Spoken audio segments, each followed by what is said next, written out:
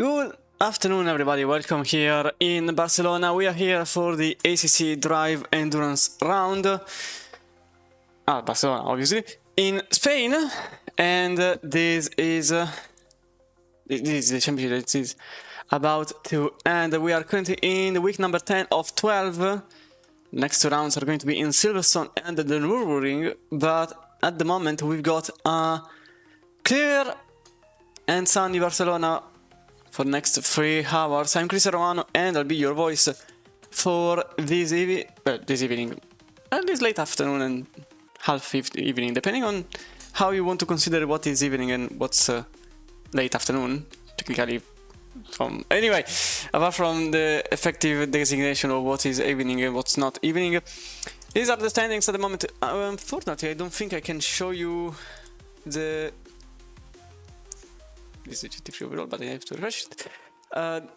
Last race's results, since the race had some issues. So at the moment we got Simmercy and Jonas Bevermy in first, Carver Motorsport and Team 32 in third place. Inflix follows in fourth with Strider Motorsport in fifth place.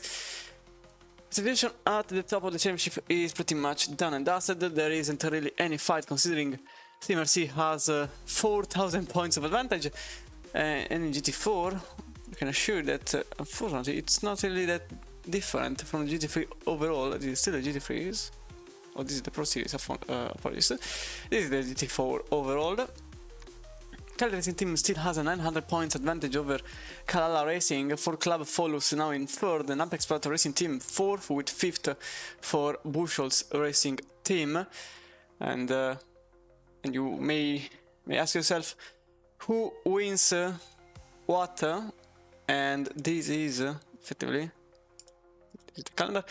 This is the prize pool for the ACC Drive Endurance Series, but also for the other 3 series which have prizes, apart from the K-Skin Dodi, which has place every Thursday. Single GT3 series, which gives whoever arrives in first an Emperor LFM edition set of gloves with a raffle for 2 lucky drivers with M2X gloves, and Goat Ups GT3 Spring Series that offers a 3-month subscription for whoever arrives in first, and there is a raffle for the top 55 lucky winners with a monthly sub. Paddock Legends gives whoever participates the GT4 series a chance to win a coupon code. Moreover, who wins it also receives one.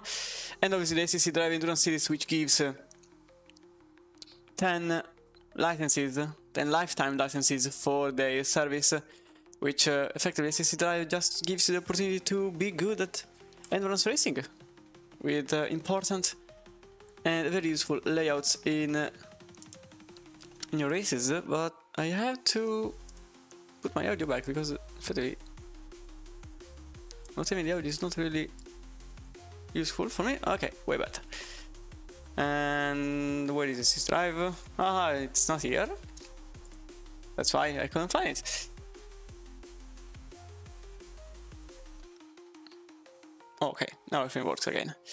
What do we expect in here in Barcelona? Well, to be fair, I do expect less mayhem than what happened in both Bathurst and Brands Hatch, considering the attack is actually used also for endurance race on a regular basis.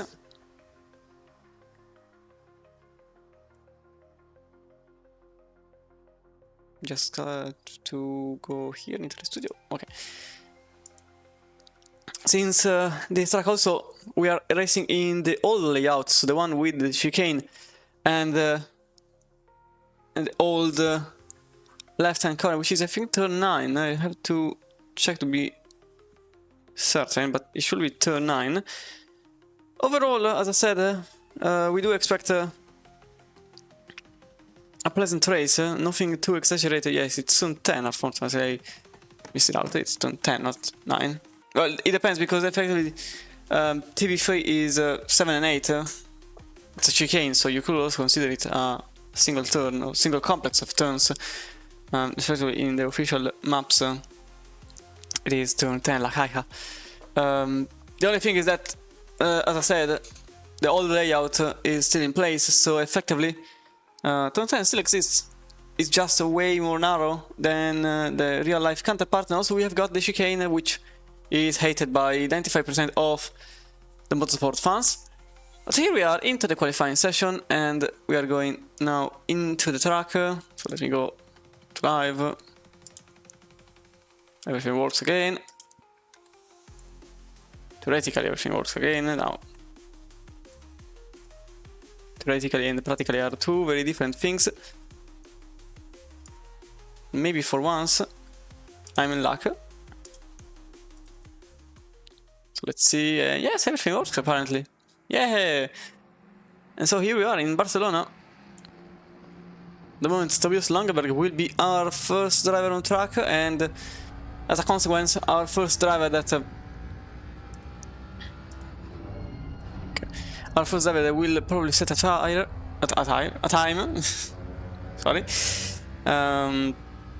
The CRT car, the Ford Mustang driver, will be the first driver to put together a lap time in the Spanish racetrack, which is heavily used and especially famous for its MotoGP endeavors, but also because of the various GT championships that take place here. The GT World Challenge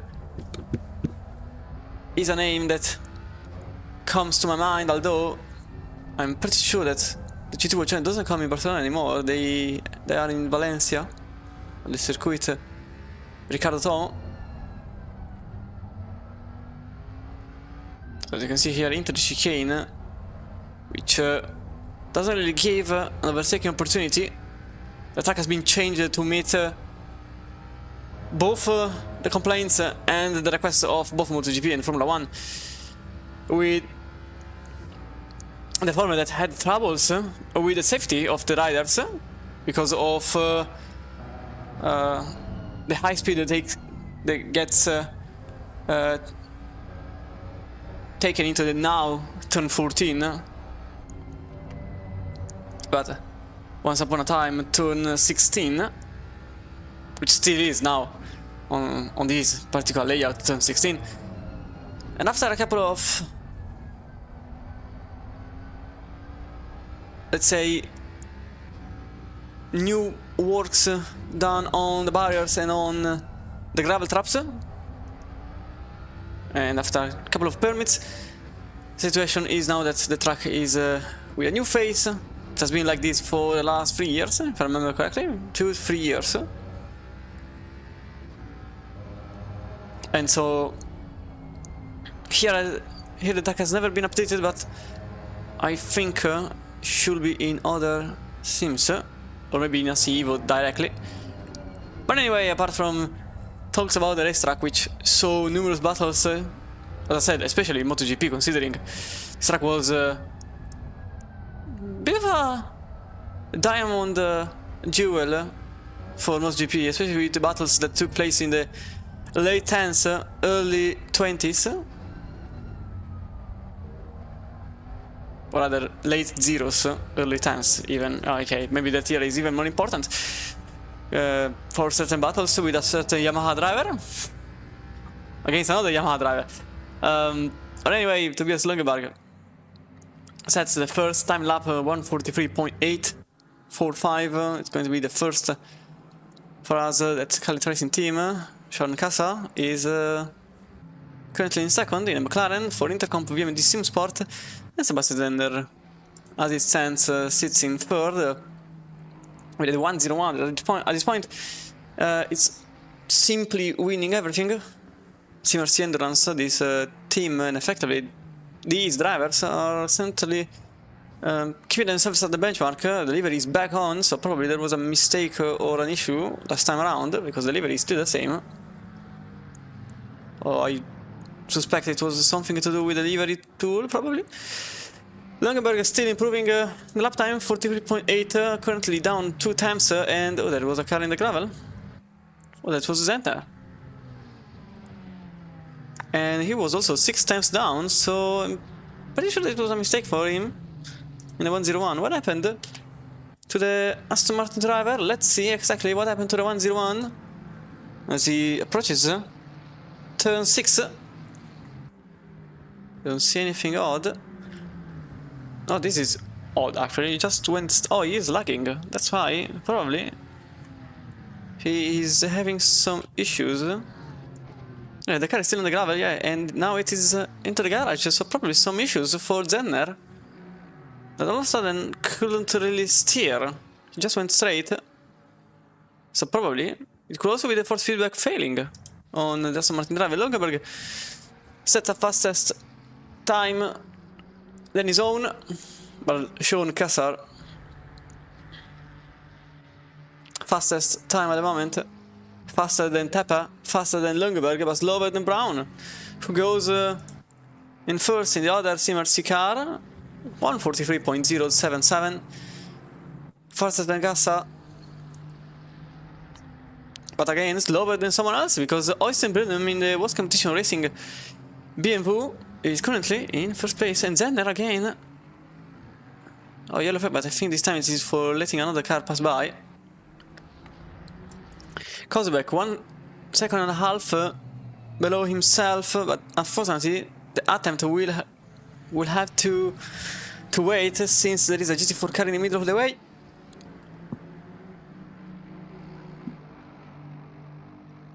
And that was can't pinpoint to the car.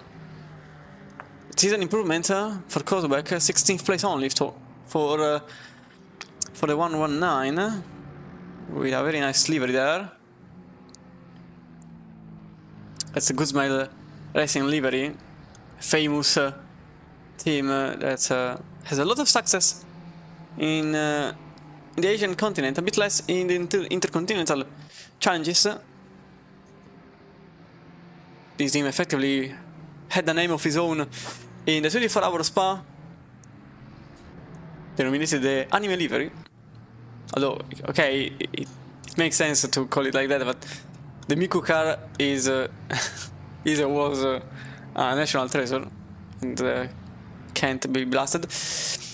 Longenberg now 4th place at the moment, 43.5. It was an improvement in the last lap, but he is now in the garage, so probably a failed attempt, an improvement. And Sean Kassar also in the McLaren. The car is currently in 3rd.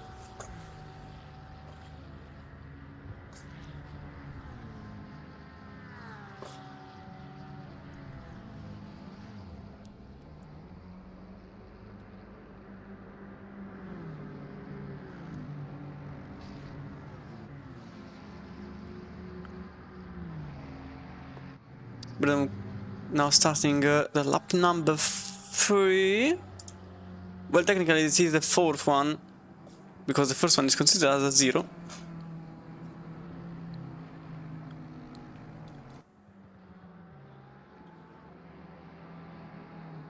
But it's also an out lap, so that's why. Improvements in the field. Henry Gross Patrol in the car number 117, the LCDP Team Racing with his yellow livery.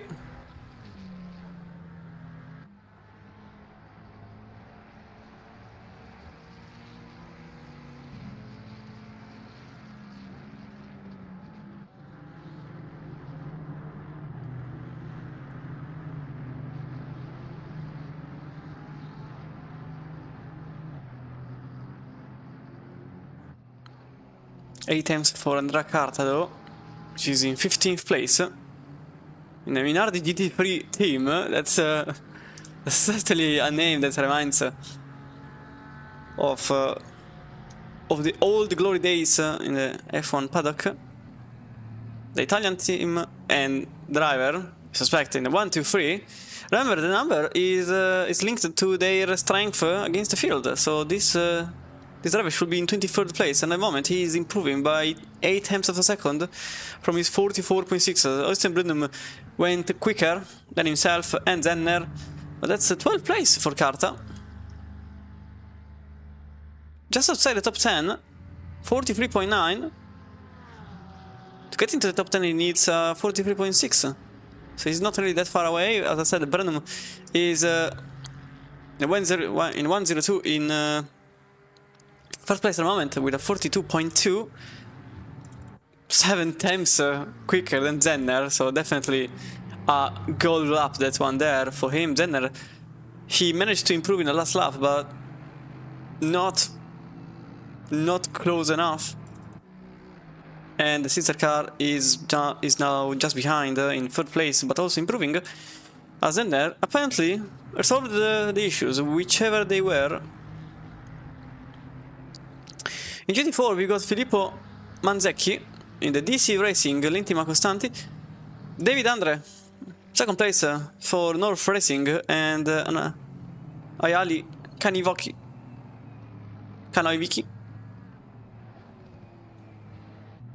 Okay, it should be correct. Kanoiviki in the 409, fourth place for suspected Polish driver. Or at least with the Polish origins, with a surname like that. It reminds me of someone from Poland, but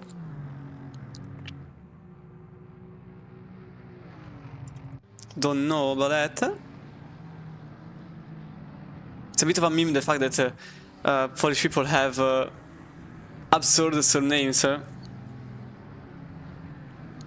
that are closer to Wi-Fi passwords. I mean, I raced with some Polish drivers, and I'll be honest, I just called them with their name and never with their surname, because I was scared of butchering their surname. And unfortunately now I'm in this position where I have to effectively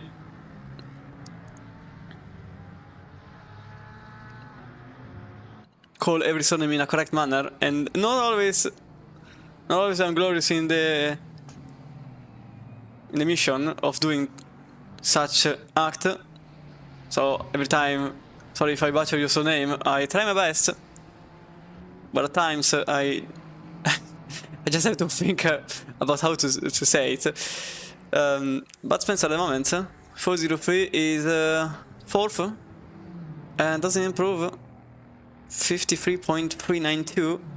He needs 2.7 to at least beat himself, and so to gain maybe a position, which is now in the hands of the 409 up front.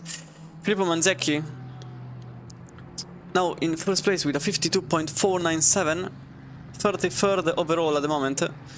It's a pretty big GT4 field. At the moment there are 13 drivers in the GT4 field, and the 33 GT3s. But I can only see, actually nobody, literally nobody is improving, except Bruno Marquez, who doesn't even have a valid lap time. The car is in 47th place, and the only valid lap time was the outlap. So that's why he's still very much behind on schedule. He still has 6 minutes and 50 seconds of time to at least complete a lap time to get into the GT3 field. Otherwise he will have to start from even behind the GT4 field.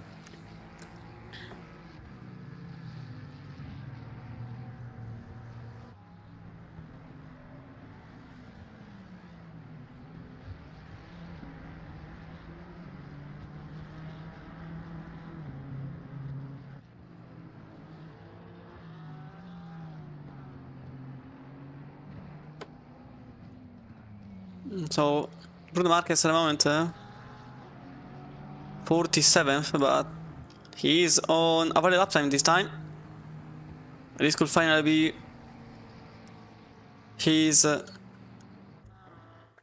attempt at least a top 30, which it is for Bruno Marquez, 29th overall, and so he sits just on the edges of the field in class. David Tappa in the Scuderia JM Racing with the Sky Tempesta livery. Sky Tempesta livery, which is practically the same as the Red Bull livery in iRacing. So it's a bit of an infamous livery, this one here. Let's hope that the curse is not brought by Tepper's team 2. As he goes across the line from a 43.5 to a 43.0. Third place for David Tepper. And the 112 is putting itself in the middle of a CMRC sandwich. As Sebastian Zender is in second and Kevin Brown is in fourth place. Arthur Judex, what is going on here? 1 second being gained on himself from a 44.1. It could be a 43.1. And nearly, if not in the top 5.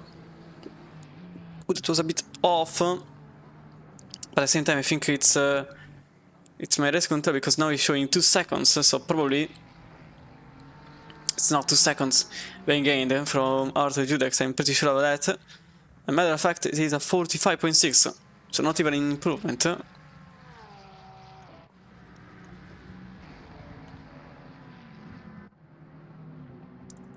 Fernando Lillo in the other DC Racing, so at the moment there are 2 DC Racing cars, and so this means also that the 2 drivers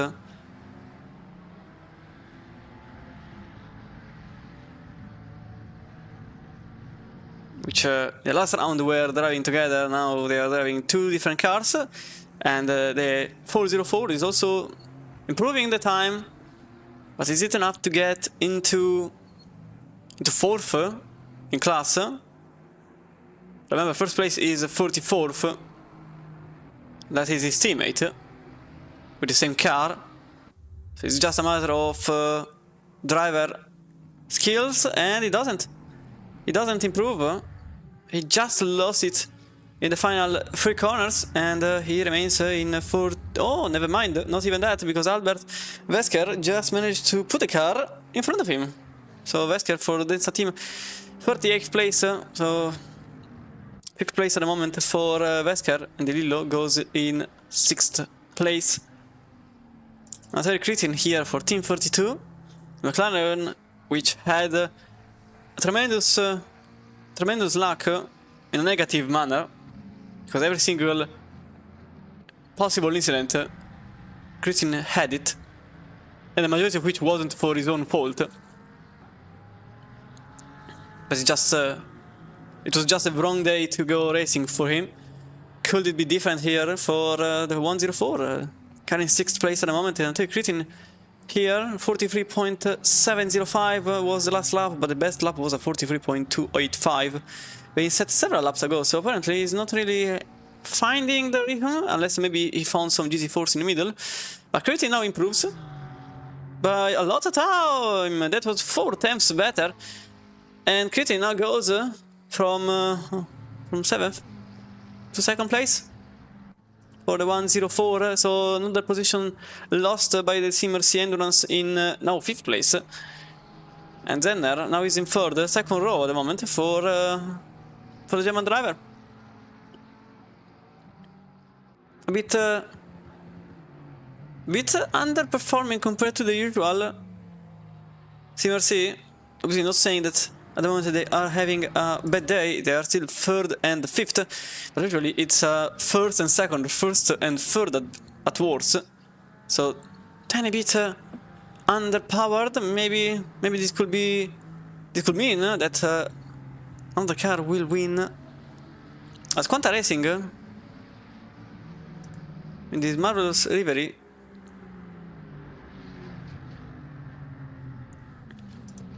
Sebastian Quezada is improving on his own time, but again, I'm not sure if he's really improving, since the gap to his own 43.6 is 1.3 seconds already.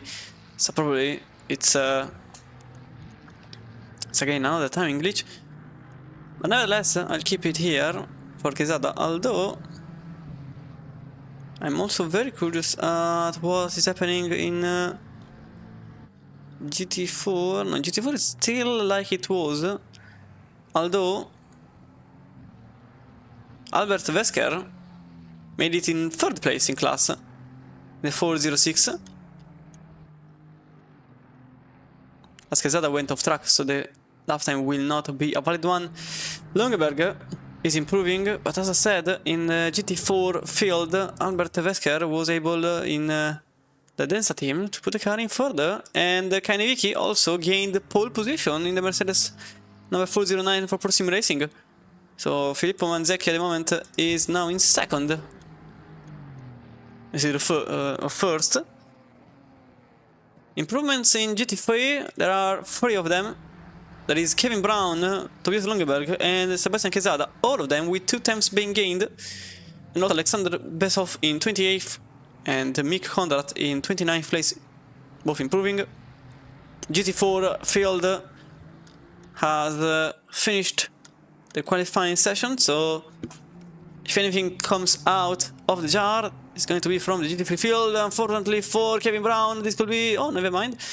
Mercedes in front of him just goes away.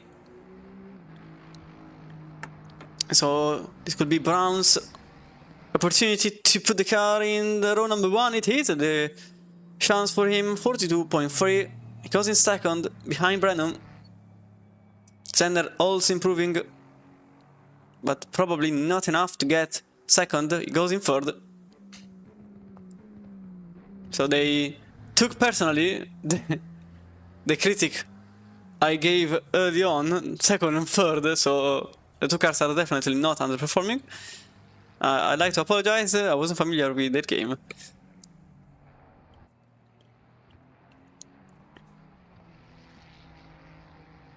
Quesada here will be able to improve, and he doesn't. Definitely doesn't. He remains in 11th place. And so only Mick Kondrad remains for Maron's racing team. And 1 to 8 at the moment in 29th place. 5 temps below himself. This is an improvement for Kondrad. It could be an improvement of up to 5 places. If you can... oh, never mind. It's very odd. Kondrad was effectively on a valid lap time. Because it's still showing the lap as white. So very odd. Maybe it was effectively my race control that kept a white time, although he went off track. Maybe the off track wasn't registered by the system. Or maybe simply the system didn't register his own car. But anyway, yeah, because he was still driving as if he was on a timed lap time, and then he braked when he noticed that the time was over. So probably effectively he was on a valid lap time. Maybe the system just glitched out. It would be very unfortunate because he was definitely improving. Anyway, let's go into the grid. Just gave it a minute to set itself. And so we go with Kevin Brown, first place for West Competition. Oh, apologies, with Austin Brennan for West Competition Racing. Kevin Brown starts alongside in the 103 Simmercy Endurance by Barminia. And behind, the very same car, with a different set of drivers, Lucas Rode and Sebastian Zender in third place. And Anatoly Kritin for Team 32, the 104 starts in 4th place. The McLaren driver ahead of the Sky Tempesta livery, which is Scuderia JM Racing, Ricciardo Puchel and David Teppa in 5th place. Sean Casa in the Intercomp VMD Simsport, in front of Tobias Langeberg in the Khalid Racing team. Sasha Whitty will be his co-driver for this race, and the 116 starts in a very good 8th place. Benjamin Roche and Florian Bost ahead of Arthur Judex and Romain Lamour, already on racing in a Ferrari with Belgian colors. That's the 118. The 108, Andre Castro Lusitania by PT Pro. That's 10th place. And Sebastian Quesada in the 122 Ferrari alongside him Elmer Rebolledo. And then Carlos Silva starts in the 111 McLaren, the Portuguese driver for PTM starts in 12th. Gigi Todorashvili in Rookie Rockets, the Georgian driver, 13th place for him. And Frank John with Lil Wei, Taiwanese driver, in the 107. Manfred Steiner and Steve Schneider for Team Purple Deluxe in 114 in 15th place and 16th for Andrea Carta. We are the GT3. I thought it was in Italian, instead this is a German driver. I'm very sorry. Maximilian Hartmann for Hartmann Motorsport starts behind in 17th place and 18th place for Zihan Yu. 19th place for Stefan Kozubek, a German duo for Kozubek Racing Team. Literally German duo since it's also two Kozubek suspect brothers. Max Templang and Marco Kraus in 20th place with 21st for Flying Wolves. That's Sven Weibel in 21st place in the Porsche. Johannes Meyer, Leopold Erzing in the Stryten Motorsport Porsche. And behind them, Raul Almagro and Javi Vuxo in the Almosharla Racing Team. Jitterbug and Will Dong in the BN Sharks Motorsports, 24th place for the Porsche driver for the Porsche drivers, 130. 25th for Henry Grosspatrol, and James Terry will start in the Delta Hunters Lamborghini alongside him Hutton's Buttons. Sasha Barf for Slow Setup Racing, the 131 Aston Martin, and 28th place for I think Soviet Vodka. Okay, for the 127, 128 Magnus Race Team, 3 drivers lineup for them, 29th and 30th place. We got the number 4 of Nives. Not sure why there is a number 4, it shouldn't be possible. 115, too low for you. The Swiss duo will start in 31st place with Vinicius Barco in 32nd place with a Mustang default livery, and the Grips Racing Team will be last in the GT3 field in 33rd place. Pole position for Ayali Kaneviki and Gurtal for Persimi Racing number 409. Albert Wesker will start just behind in the DC Racing L'Intima Costanti.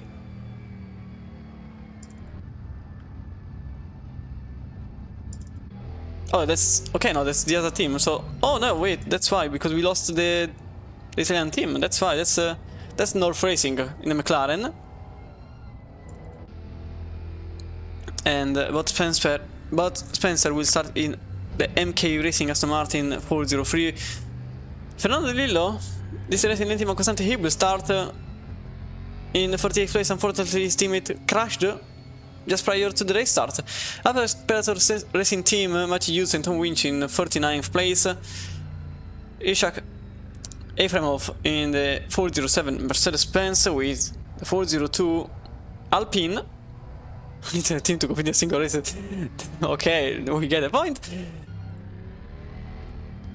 And apologies, that's Paul Hochreiner in 42nd place.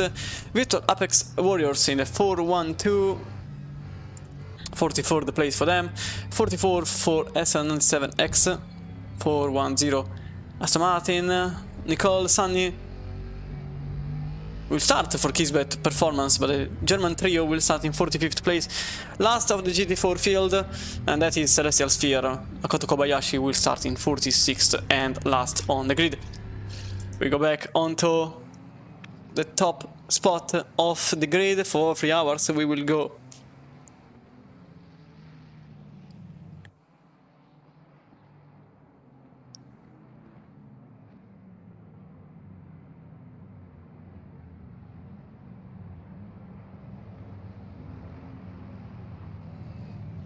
as they go now side by side for all of the 23 rows, and some of these drivers will start in the chicane, very likely, and I'm pointing towards the GT4 field. Again, unfortunately, we lost one of the teams, the one that was in second place. So now there are 46 teams not 47, and the green light, and away we go with very poor start actually by Sebastian. He already lost the place on Natalie Kritin, who goes in third, but you can see behind there is a 4 wide situation in the middle of the field. Can they all break at the same time and in a safe manner? Oh, the skate best delivery in the Ferrari goes for a contact and effectively takes out 2 cars. That's a McLaren of Natalie Kritin that once more gets bad luck from the very start of the race. He goes down in 12th place. Unfortunately, delivery was a bad omen, and this time it is Kritin that gets oh, another contact there for Kritin. He can't really find any luck, and he loses every single place he had so far. He is now in 22nd place, not even third anymore, obviously, and a terrible start for him, very unfortunate. Brandon remains in first, Kevin Brown follows in second, and third place for Sebastian with Heavy Teppa in 4th place, Tobias Langeberg in 5th place, and Andre Castro that goes on to overtake Arthur Judex. It's a 108 Lusitania by PT Pro, as the Belgian team Radion Racing goes on to defend against the Ferrari of Gigi Todogashvili that goes on the outside but can't really put the grip down, and he nearly loses the position on Sebastian Quesada.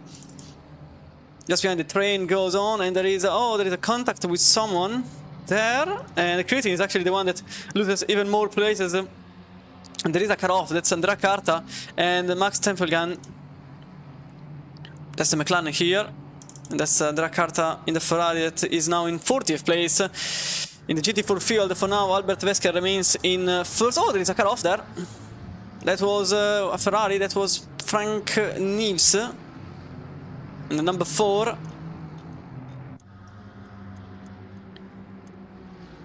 And the 414, that's Kisbet Performance. Nicole Sunny is in the grass and struggling to put the car on the tarmac. Steve Schneider at the moment, 11th place for Team Purple Deluxe. Already up 4 places from the start of the race. And behind there is a possible overtake there. That was Stefan Kozubek trying the overtake on... Oh, apologies, maybe it was Carlos Silva trying the overtake on Kozubek, who himself was trying the overtake there. Oh, that's a Verstappen move into the hairpin, and Florian Bost tried the overtake. Apologies, that's Frank John that tried the overtake on Florian Bost. But into the SS, it's a BMW that remains in front of John. But it's probably not over for these two. McLaren thinks about it but doesn't make a move. Carlos Silva, on the other hand, does make a move against Stefan Kozubek, side by side into the left-hand corner. And for now, it's going to be the McLaren, the triple one that takes position. Yes, it is. So that's the triple one.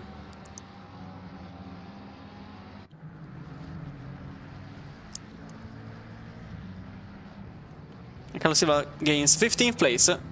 Brandon, purple lap. Brown behind.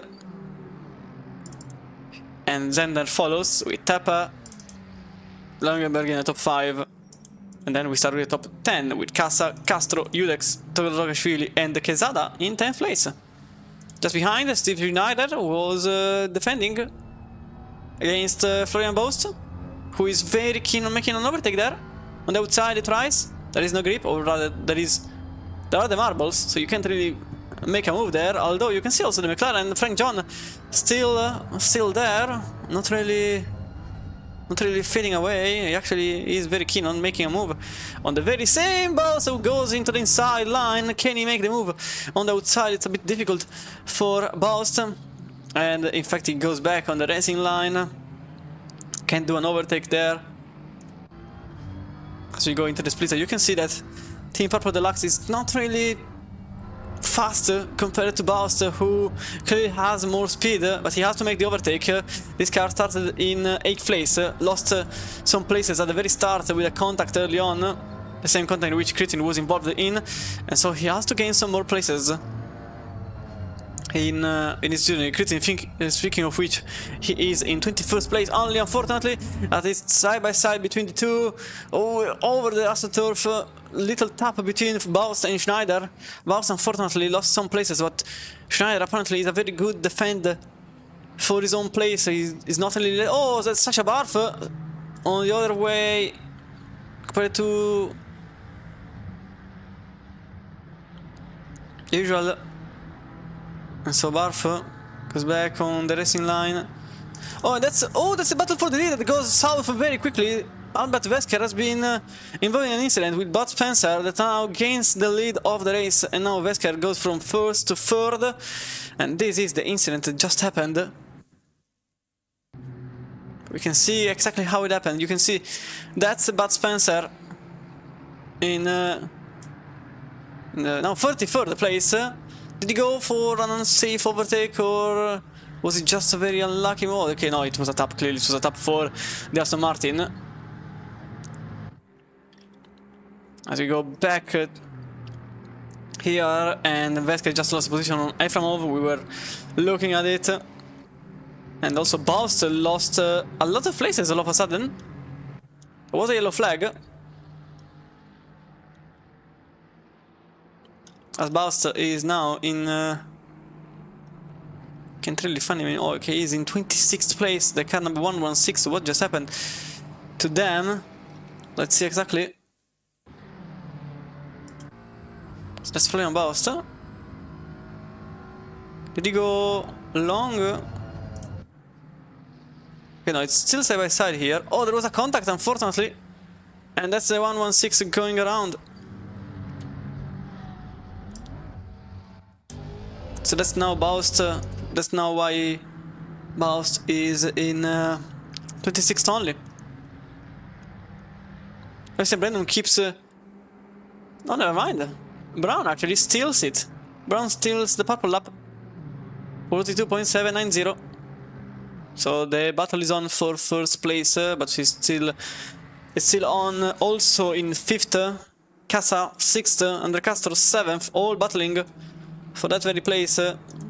Logenberg is struggling a bit.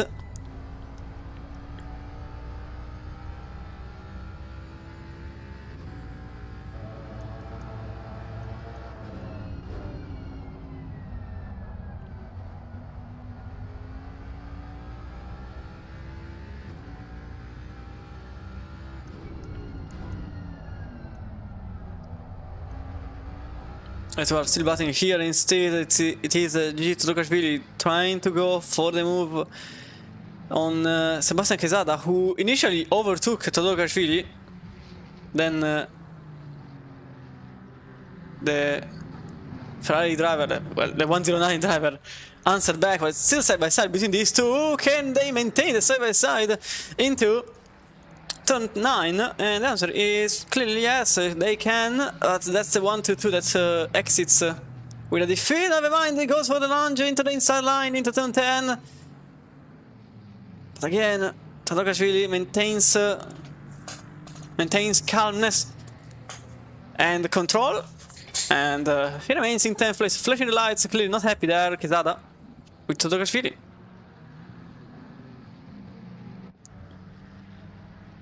So the battle will go on for the foreseeable future.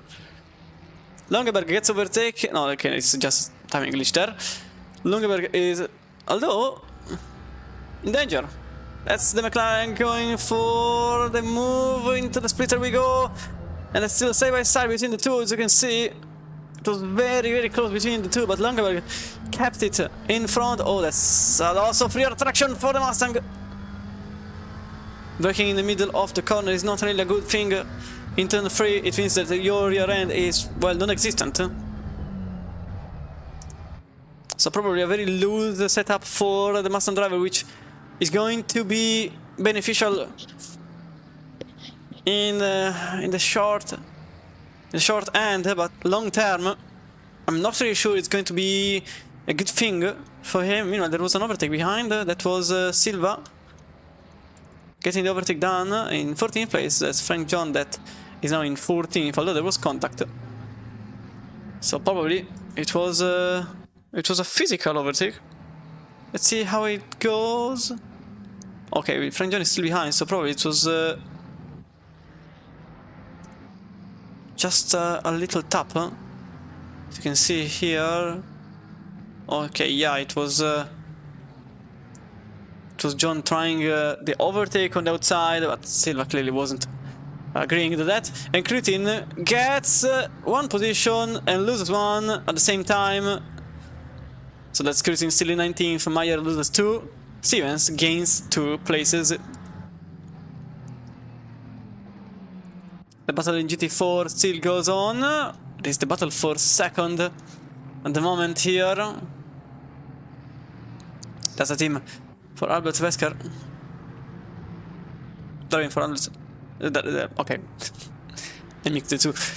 Albert Wesker driving for the other team.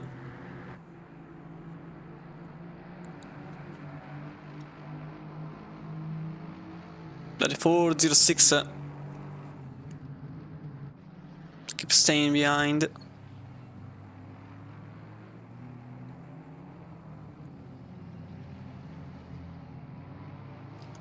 So just behind also there was an overtake that was Fernando Di Lillo managing to gain a place on Matthew Hughes, although it's not certain if he'll keep that. And the 401 goes back on the assault. For now the Mercedes remains in front, and not even that, but Hughes loses another place. That's Kanebiki now ahead of Hughes. Back in GT3 there was an overtake. There was an overtake between Totokashvili and Judex.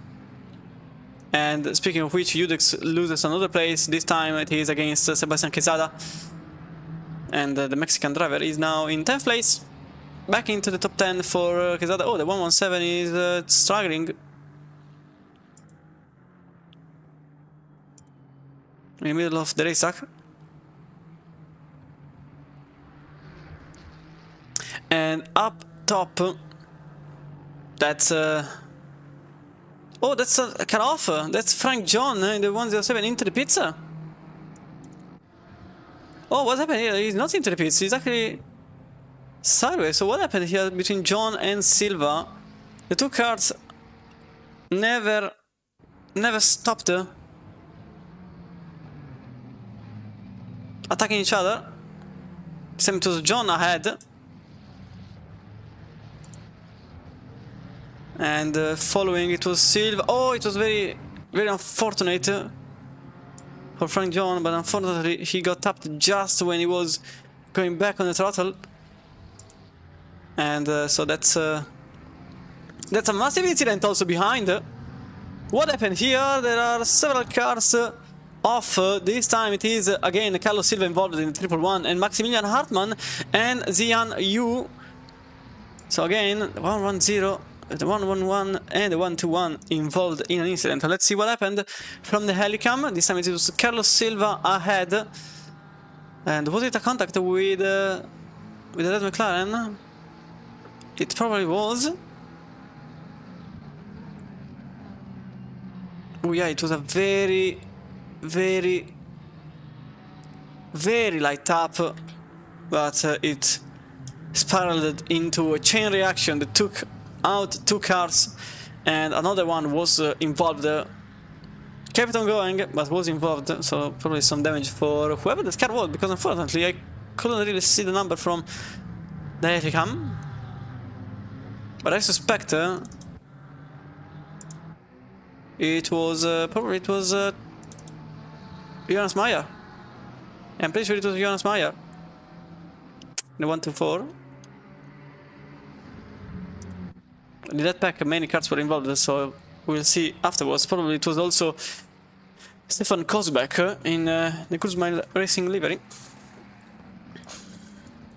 As Arthur Judex takes back 9th place.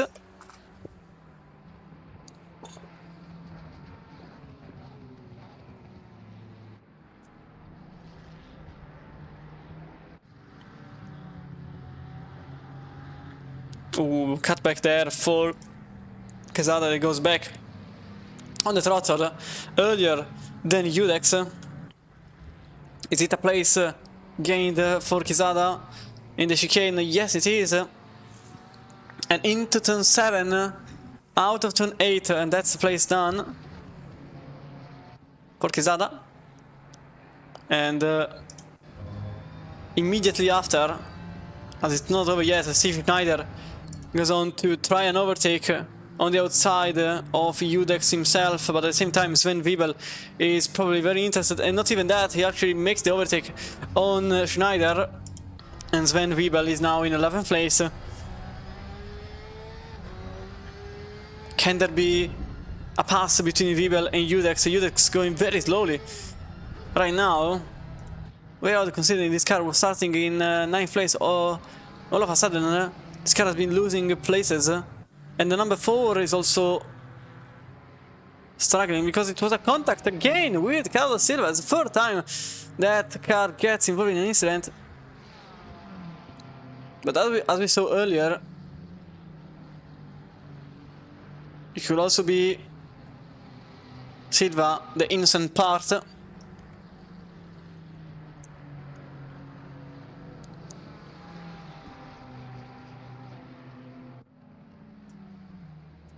So we will see how it happened.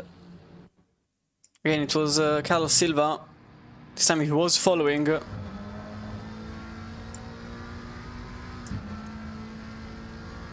So he braked very late, but no, correct. Oh no, it was just very unlucky there.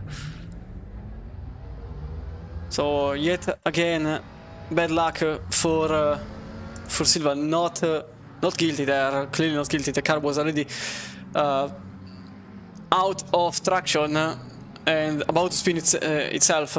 So that was just Silva playing in an unfortunate place for the number 4, Frank Neves. It was already sideways, and then contact also happened.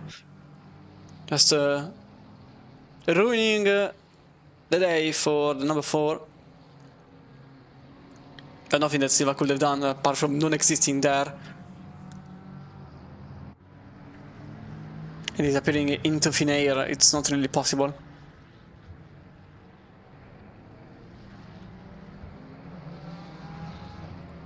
Sven Wiebel, the Swiss duo, Flying Wolves, here in 11th place at the moment.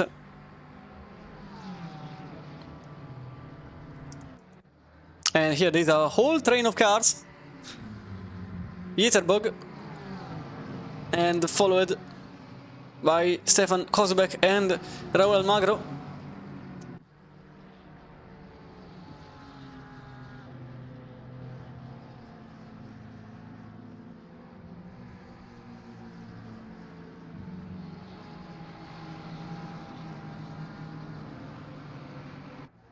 Kozubek goes on to overtake the 130 and Almagro here.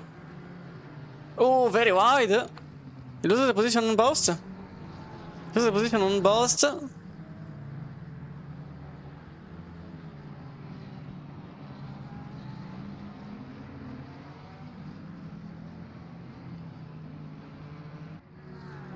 that's now Bost in 19th place. With Bog in 18th, Kozubek in 17th, and Mayer, Train Master here in 16th place. We're now cruising 2 seconds and a half ahead. Both to make an overtake on the McLaren number 1. Oh, never mind what I said. Never mind what I said. The 104 gets involved in an incident with Alpine GT4 that was on the inside line, and so now it's 22nd place for Kritin. He is not having a good race once again. But Spencer for MK Racing still leads the race. Ishak Efremov in 2nd, David Andre for North Racing in 3rd, although Albert Wesker is very close.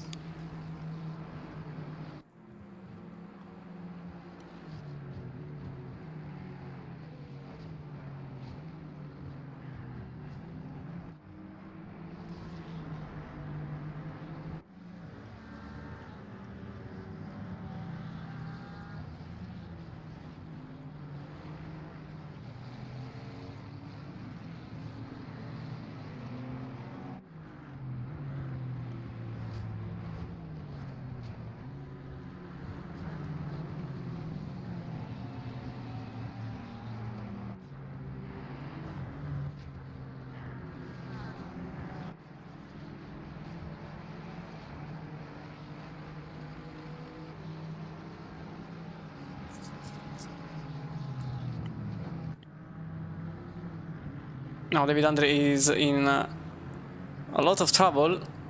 There are a lot of cars around him, and he has to maintain his calmness and to keep himself out of trouble. That's R10 Udex going extremely wide and losing the position. Svein Rebel cutting the chicane there. He loses the place on Rebel, so the Swiss duo will be able to make the place and enter top 10. R10 Udex now 11th.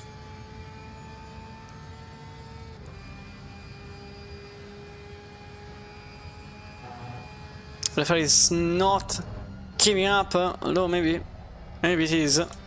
And Steve Schneider is fighting with Jay Stevens. That, as you saw in the tower early on, he is already 18 positions up from where he started from. There is a contact there. Oh, the BMW is slightly off. Stevens was extremely cheeky there. He put the car where effectively it fitted, and he just gave enough space. I would say maybe it was a bumper run, but at the same time it's GT racing, so I'm not really sure if it was against the rules. Jim Sterry was involved in an incident though. 129. It was very, very opportunistic. He just put the car where he could, without giving any opportunity to his BMW driver and the rival. This is what happened to James Terry. Oh, a little tap there between the two, door to door, and the car then went into the grass and lost several places. Now, Antonio Critin is ahead of Astauskas, Bug, and Hartmann, with John following in 23rd.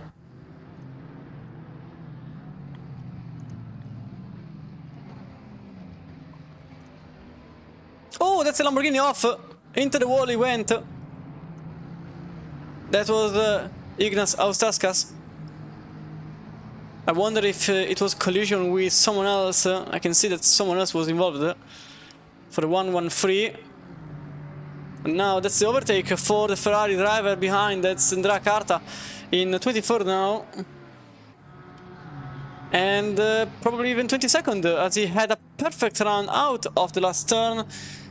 And that is the overtake for the 123 after some contact and a couple of incidents. Carta is back in 22nd at least, with two overtakes at the same time.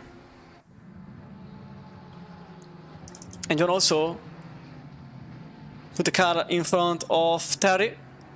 So Frank John is now in 23rd, back to his own place, but not because of an answer on Carta, but because he had to make another overtake on someone else. But back to early on, that's car number 113 I want to look at. So there was a contact. Let's take a look. If it was because of a GT4 that put the car out of oh yes, it was Matty Yutz. Look at that, it was Matty Yutz that maybe a bit overconfident on his lines, and then contact happened. Attack Critin now 18th place in front of our Raul Almagro.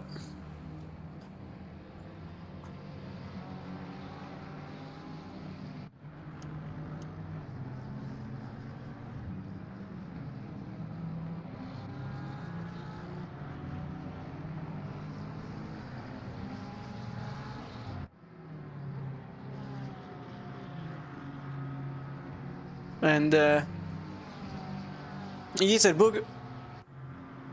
20th place at the moment, although the 120 is barely in front, and soon it could be behind as Astauskas goes into the pits. I'm surprised he didn't go immediately into the pits, but kept on going for a whole lap.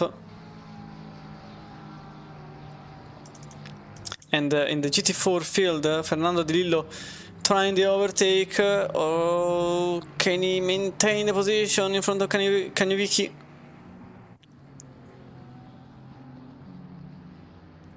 And the 404 remains up front. Oh, that's more contact between the two cars. But DC Racing remains in 36th place, which translates into 5th in class.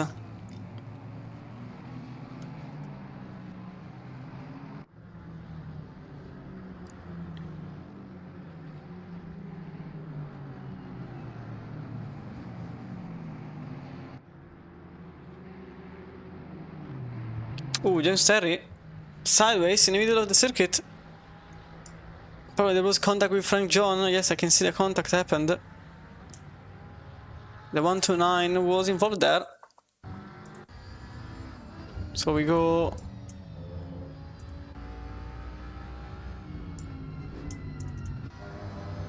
into Terry's rear wing. As you can see, the McLaren is... Oh, it was just... almost saved, but Terry lost the rear end initially, and probably Frank John thought he was clear, but he wasn't, and then contact happened as the 113 comes out of the pits, already one lap down.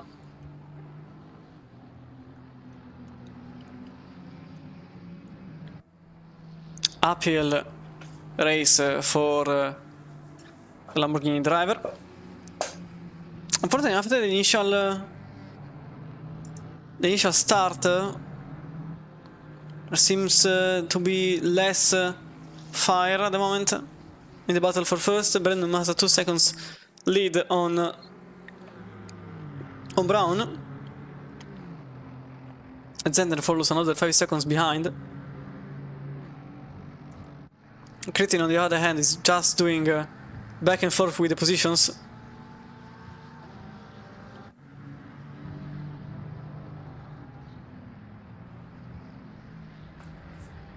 These will be some painful hours for Critin. Once again, another race in which he started in an optimal place, had bad luck at the start, had bad luck in the following corners, had bad luck in the middle of his stint, and had bad luck in this point, every single point possible. Once again, he's struggling. This time, he is in 18th place in Barcelona.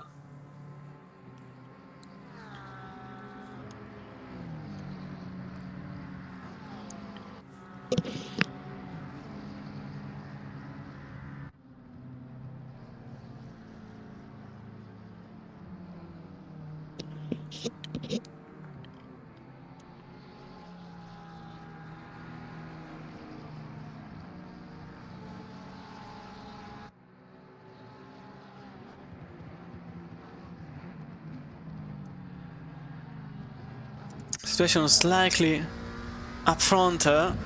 Sean Casa, Intercomp of VMG Sim Sport.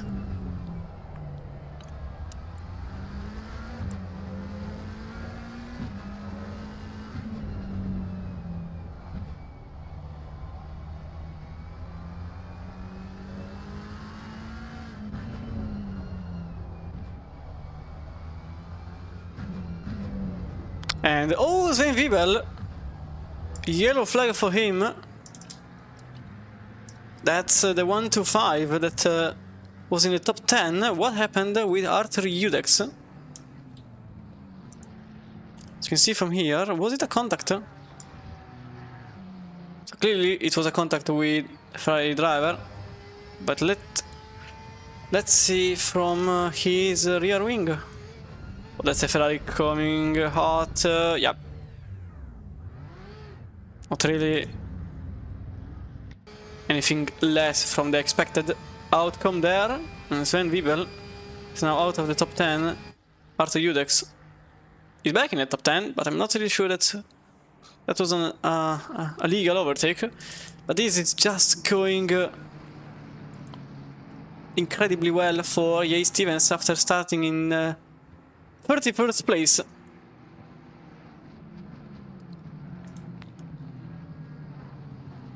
Effectively last of the GT3 field. probably comeback run for him more than an incredible race, but probably just chose to start from the back of the field. And Jay Stevens currently from 31st to 11th. Suppose his objective is to get into the top 5 by starting in last in class.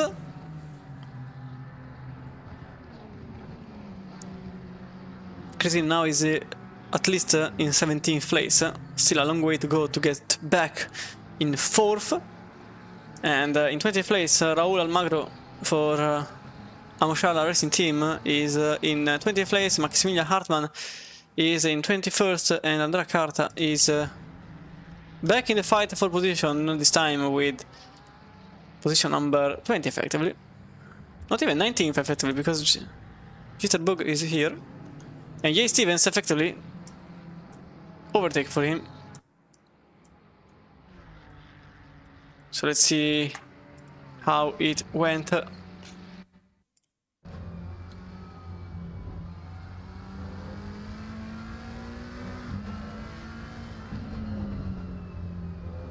To the chicane. Oh, it was a terrible line there for the Ferrari. Mistake over the curbs for Arthur Udex. And that's top 10 for Jay Stevens.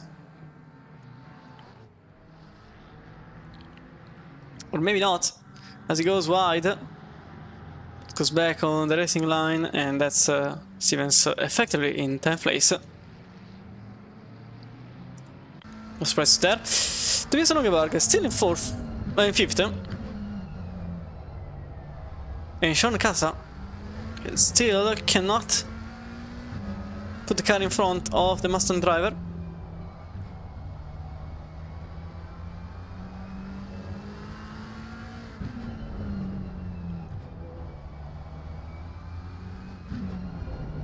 Oh, this time it was very close between the two, probably Casa a bit overconfident, and as such he butchered the line to the chicane, and so he's now 1 second behind Longeberg.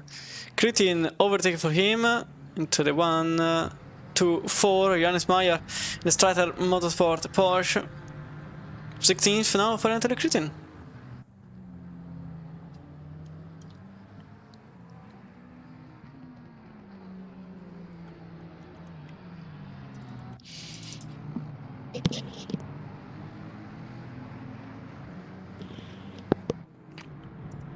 Albert Wesker here. He's now in 4th. We'll start the race up front.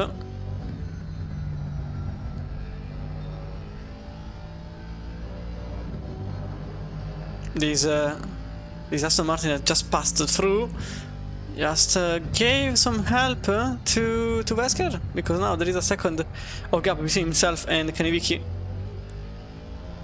Whilst Matthew Hughes a couple of places behind. This is a battle for 37th place overall, or 6th in class.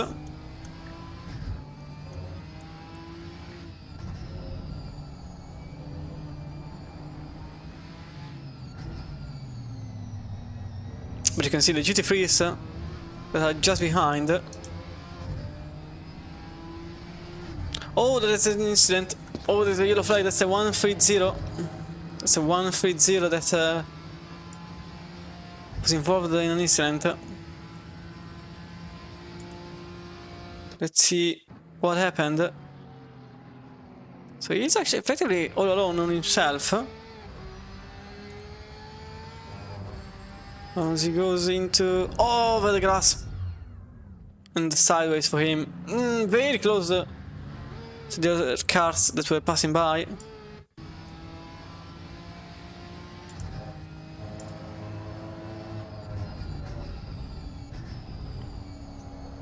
But it was a very bad mistake into turn 5.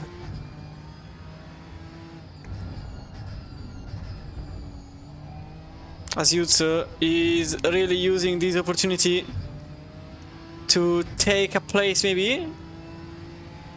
That was Ghost Patrol making some contact with Fernando Di Lillo.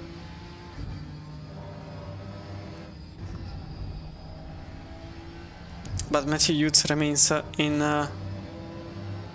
38th place with Di Lillo in 37th overall. As we go back into the GT3 field because we've got Raul Almagro, Maximilian Hartmann, Andrea Carta and Frank John all battling for 19th place in a very, very narrow pocket.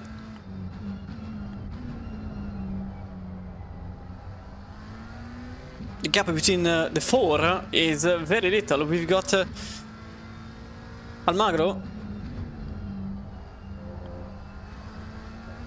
and John gapped by 2.2.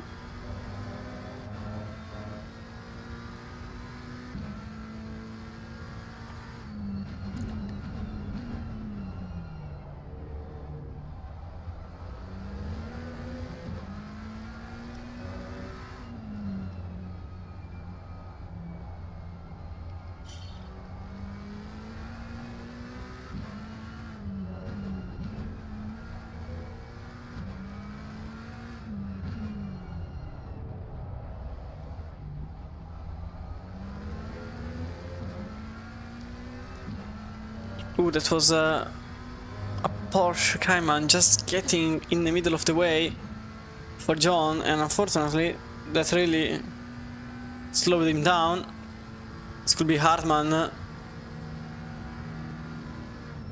trying an overtake, but it is instead Carta that goes into the inside line into turn 1 and takes the place in a very elegant manner. And that's Carta now in 20th place. There was also the overtake between Jay Stevens and Sebastian Quezada.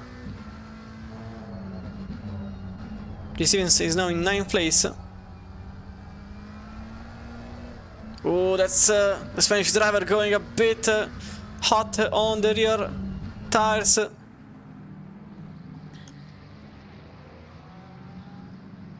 And still side by side between the two, with the McLaren on the inside line, Carta on the outside, but he brakes later and takes the outside line as an helpful tool, since it's slightly more cambered outside than the inside line, and so he covered the exit line too, and so that was a very nice overtake there. Todokashvili and Andre Castro battling for 7th place.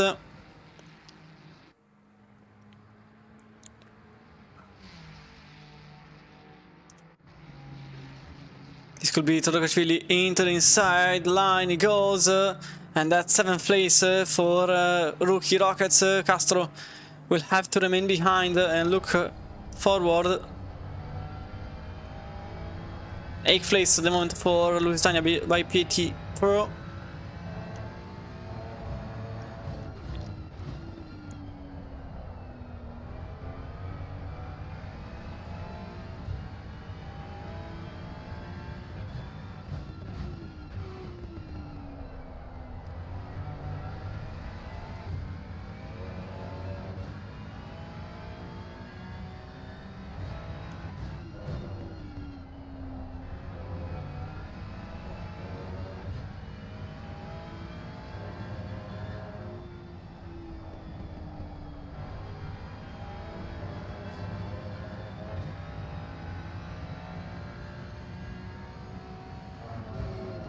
So effectively Castro will probably remain in 8th at this point. And Todokashvili has a bit more pace. Hartmann still very close to the McLaren in front. The 1-2-0 in 20th place.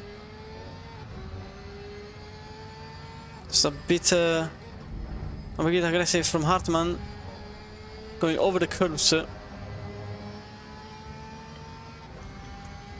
And really losing grip. At the same time, Hartmann cannot really make the overtake there. Although he thinks about it, maybe he actually goes for it. Oh, there is a contact actually between the two. And this just leads John into 21st. So yeah, as you can see, that's the McLaren gaining the spot. Although the Porsche driver is still there, she gives way.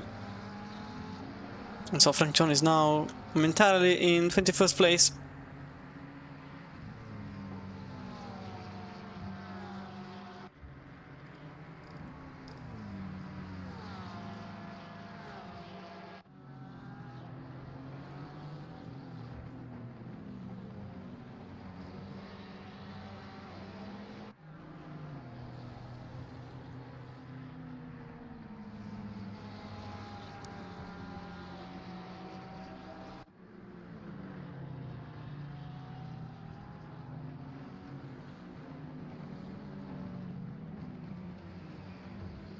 Oh, that's a spin, huh? That's a spin for the 110 that was trying to go for a pass, but Hartmann now into the gravel. All of his own. Just went way too long, locked the brakes on the rear, and the car was then put on the sand.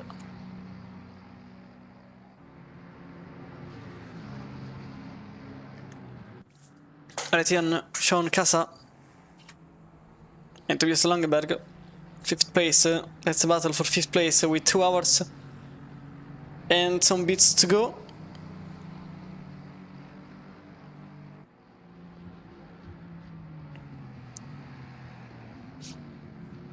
Last lap it was a 44.5 for Langenberg and a 44.6 for Casa.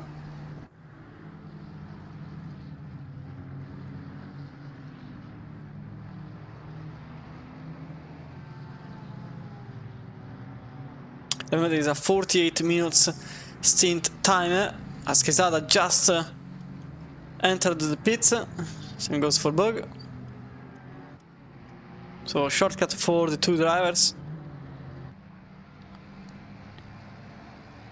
With 2 hours and 16 minutes to go. I doubt anyone will go for a drive-through, as Albert Wesker actually made right now the overtake, and never more said, because not only he didn't complete the overtake on Andre, but he also lost the position on Kanevicki. And so that's Wesker back in 36th place. He was battling for the podium.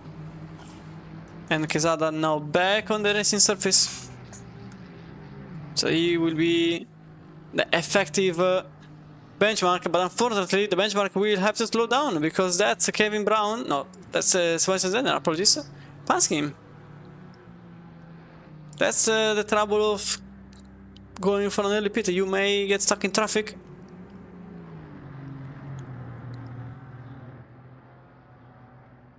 As Casa goes into the pits. And Matthew Hughes here also very keen on thinking about a move. But Kanevicki actually goes for the move. That's for the 3rd place in class. Oh, there is a contact between the two. McLaren exited better from the last turn. McLaren is back in 3rd. That's David Andre in 2nd now, since Efremov went into the pits.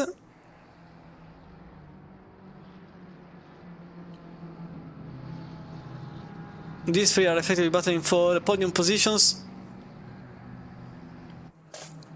But at the same time, they have to keep themselves clear of the GT3 field.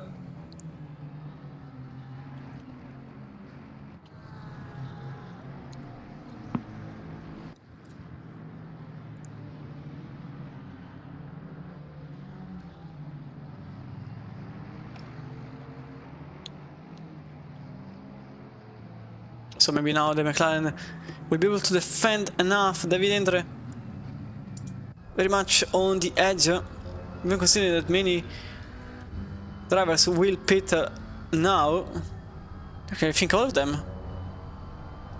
because in the GT4 field you get lap time in 1 minute and 54 seconds, and I'm not really sure they'll be able to do another lap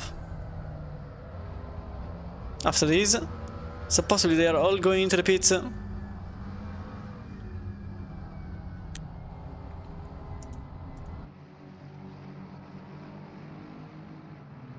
in this very lap. So right now David Andre is in second place, Kanavik in third, and Albert Wesker in fourth. All into the pits, and that was a very cheeky overtake from the outside for Albert Wesker. Very slow pit in. Oh, nearly contact with Andre for Wesker. Very much on the edge there to get a drive-through. But I think it just slowed down in time. That could be very important for the strategy, because he could jump his opponent in front. And he could be back in third place. In the meantime, Brandon into the pits, but he has a GT4 in front. So we'll have to slow down a bit more, and that's also Brandon into the pits. Brown will follow. Zenner goes in as quickly as he can, over the curbs, over the bumps, and on the pit limiter. David Tappa ahead of him. There is another Ferrari, that is the French driver in the 117. Can he do something about it? No, he will have to remain behind. He tries an overtake, but doesn't succeed in doing so. Longenberg into the pits. Undercastle will be the next one to get there.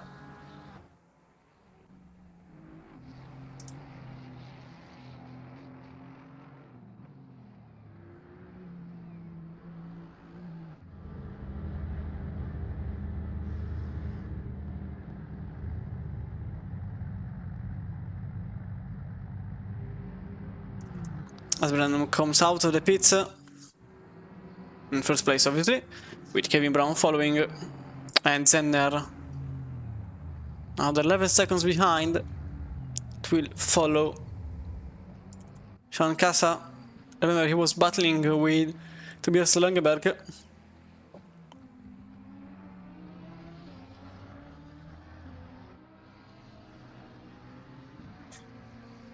So could this be the overtake the McLaren was waiting for, as Langeberg is still into the pits, comes out just now. As you can see, also the McLaren getting closer and closer. The McLaren has better tires at the moment, simply because they are in temperature. It's a very cold racetrack, 15 degrees only. So this means the tires really need a lot to get up to temperature, not up to pressure. At least there is that.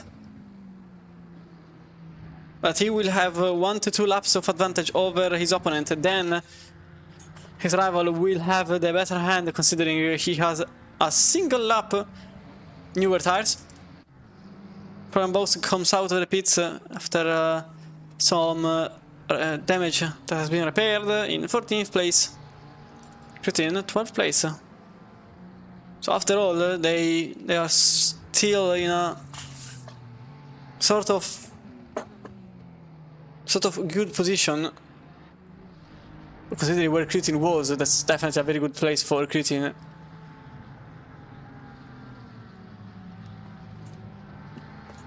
In the pits, I can't really see something out of the ordinary.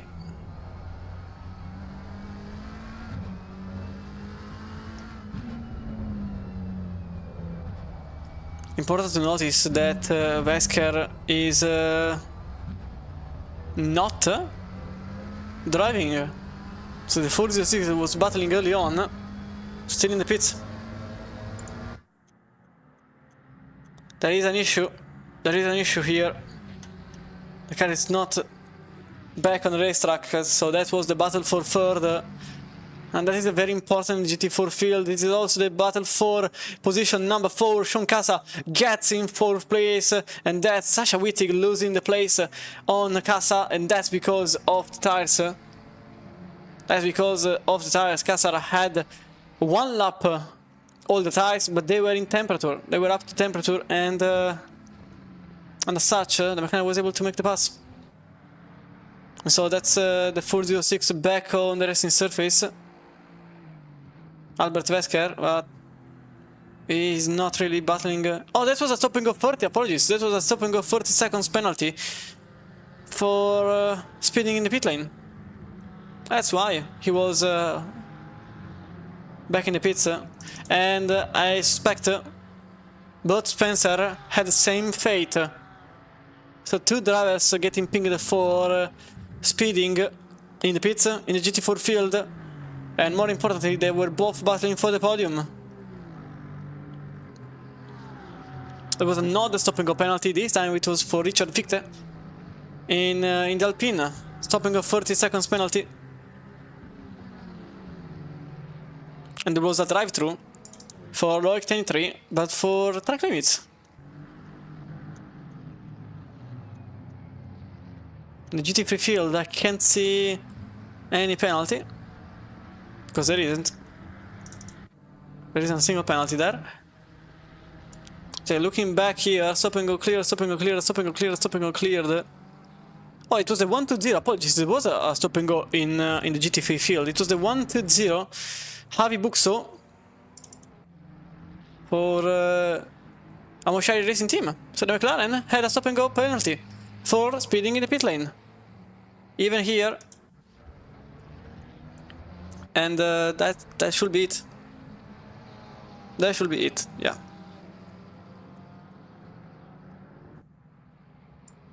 So the GT4 field effectively getting shuffled because of the penalties. Attack rating goes on the move. Wait, I use a French accent there. Goes on to move up one place, and that is Cretin in 11th place. Sven Wiebel goes in 12th, and the Swiss duo. This is one place. Matthew Yates gains a place on Efremov as he goes back on the gravel. But there was contact between the two, so I wonder if there was any hard race between the two. The 401 and the 407. Let's see how it went. So Yates, actually Yates was ahead. It was battling with Di Lillo. So possibly... Oh yeah, you can see the Mercedes is completely out of control. Didn't brake in time. And hit Yates in the rear.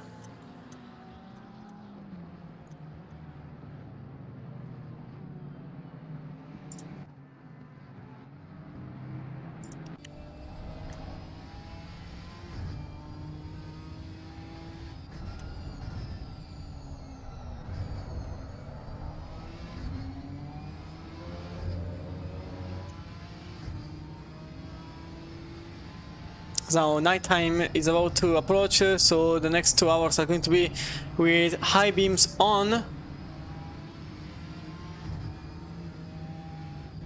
So whoever likes nighttime, well, this is a very good news for them.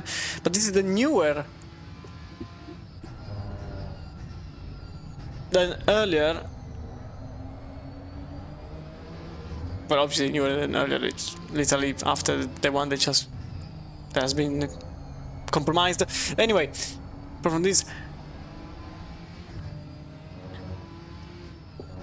new battle for the podium. This time Matthew Yates is in third, and Efremov is trying at best of his capabilities to get in third.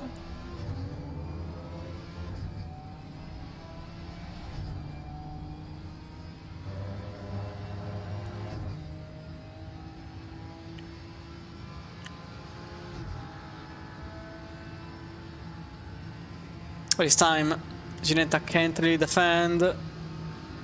It's basically an open net, this one here for the Mercedes driver. And as such, Efremov gets the position done. Third place, momentarily, never mind what I said, because that was Efremov losing the place once more.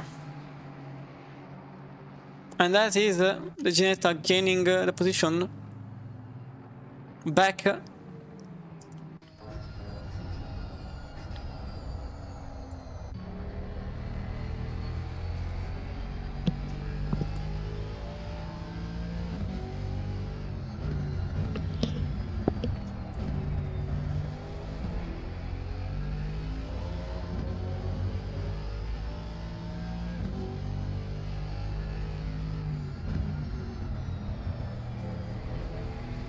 These two are still battling for the placement.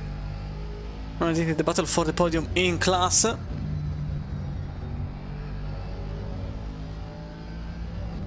the same time, oh, that's Sasha Barf. Not really having a good time there, the 1-3-1. Not sure what happened. For slow setup racing, they were all on their own.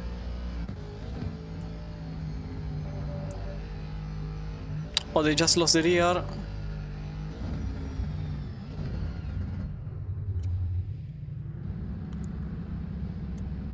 And Barf went on the grass.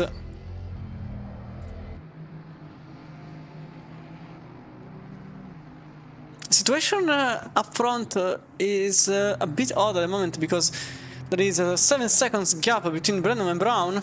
Zenner follows another 14 seconds behind Kassan 20.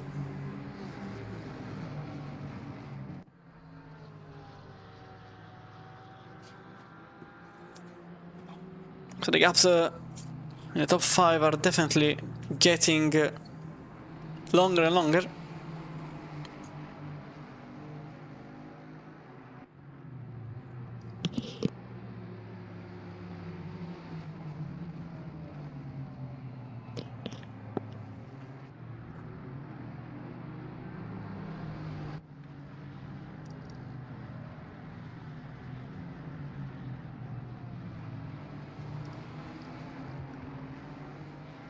Last lap for youths, it was a 54.6.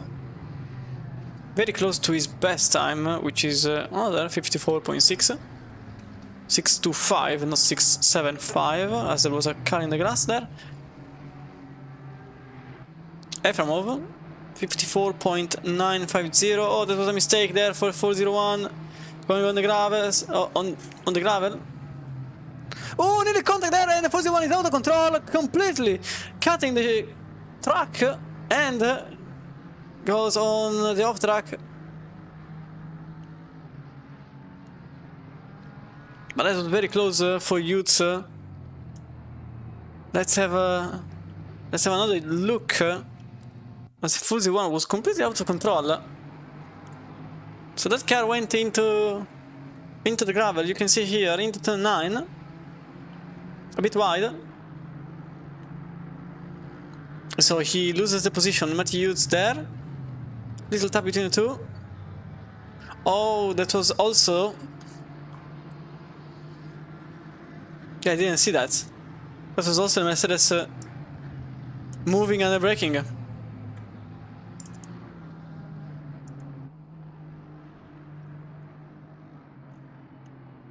And that's a very heavy penalty if it gets reported. It's a very bad penalty because moving and braking is like one of the golden rules in LFM.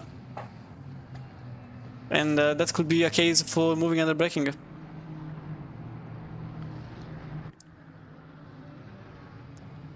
So Gento was out of control completely. But not for his own fault. As we are here into the top 10. Anthony Critin started 4th. At one point he was 25th. But now he's back in 11th. Going on the outside line. Trying to make a pass. As Albert Wesker is not in the race anymore. So probably some issues for that car that had a stop and go early on. And another incident, this time it is in 20th place. Dong and Wei getting involved in an incident. We'll see afterwards what happened to the 130.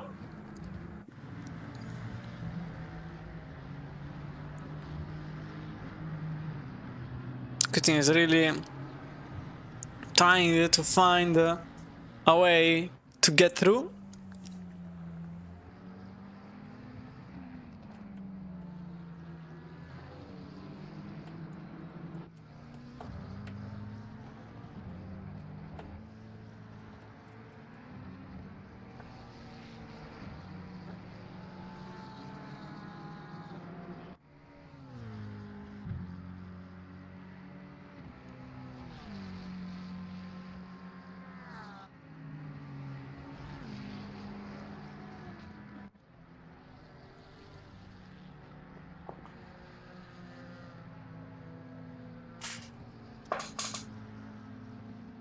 I was also trying to search for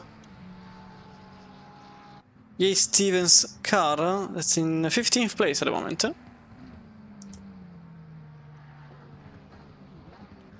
That car was in the top 10, so I wonder what happened to losing so many places at once, but that's creating now in 10th place. Maybe not, as the Ferrari answers back. That car was on the inner line already, and Cruising has to wait for another opportunity.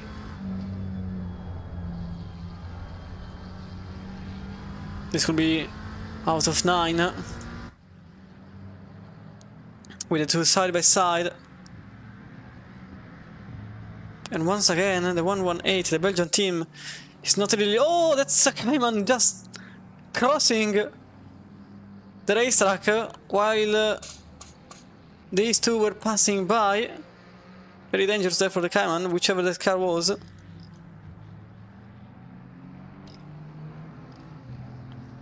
Oh, that's Crutin also losing the rear end of the race car. And cutting the final corner. But in the meantime, I think we can go back to see what happened to the 130 some time ago.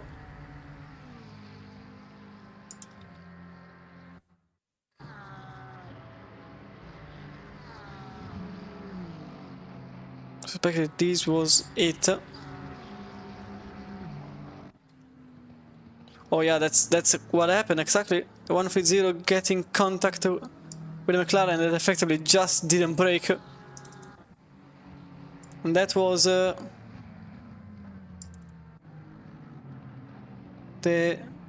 Ben Sharks getting hit by GTM in the 107. And Creighton also managed to pass Romain Lamour.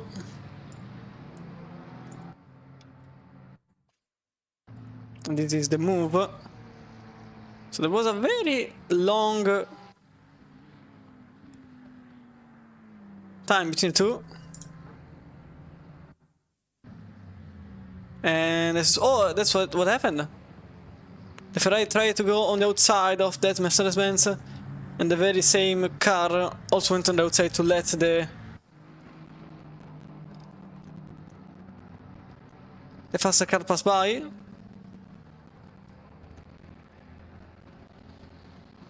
Anyway, as I was saying earlier, this car here is now up 16 places. I'm not really sure what happened to low for you. They were in the top 10. The pit stop was 42 seconds. But something else may have happened. Also, the lap times are very low compared to earlier. This car was lapping into the 45, the high 45, low 46s. Now it's high 46s. For Yannick Paul. So probably. Oh, 45.6, okay, never mind. So probably there was an issue. But they have resolved it. I suspect there was an issue. Because Yannick Paul just set the fastest team lap time, 45.670. So yeah, I'll put forward the hypothesis that they had an issue of some kind, and now they resolved it. Apart from the obvious 10 seconds of damage that has been repaired, but it doesn't add up to the fact that they lost on from 9th place, which is about 20 seconds ahead. So I wonder, maybe there was a yellow flag that I didn't see, the 115. Let's see. No, I can't see anything. If it happened. From the 115, no, absolutely not. Not a single thing. So I suspect it's an issue of some kind, but nothing that's triggered the yellow flag. But anyway, very interesting since they are coming back from 31st on the grid. Now they are 15th. I just don't understand why they lost so much time. And I can't really answer that question. I mean, I am asking the question myself, so obviously I can't really answer it, but I can't also see anything that triggered such a loss of time.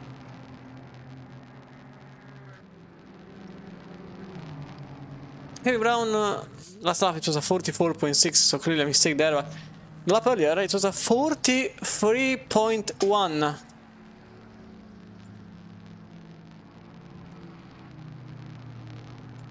The gap is 8 seconds at the moment, but it could be less. Could easily be less.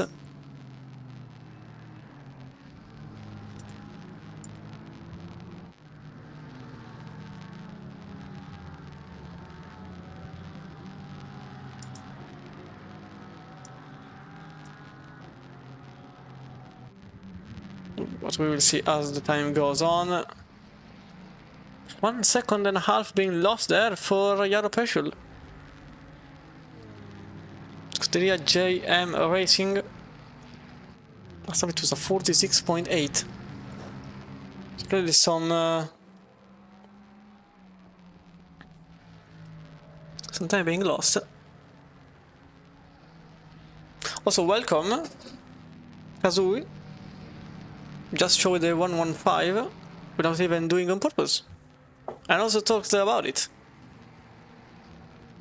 So I was thinking about the viewers.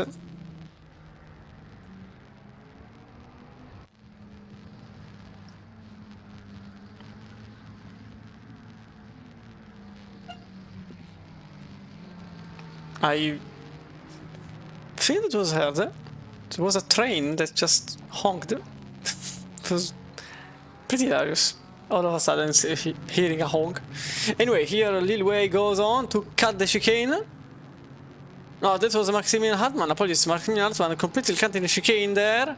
And Lil Wei behind. They probably will want back the place. The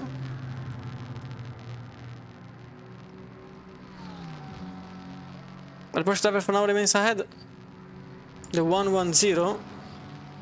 Let's see from another view what happened.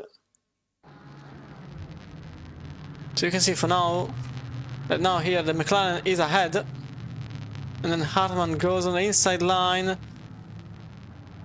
No contact between the two. Here there is some contact. The Porsche just cuts across altogether. As Leopold Erting also overtakes Walter Correa in a 1-2-8.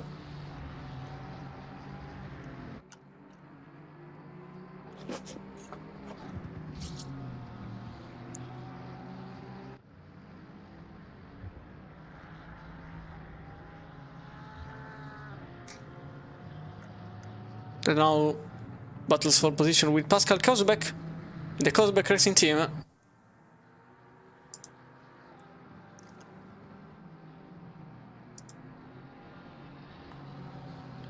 20th place at the moment for them after a pretty long pit stop, 44 seconds this time around.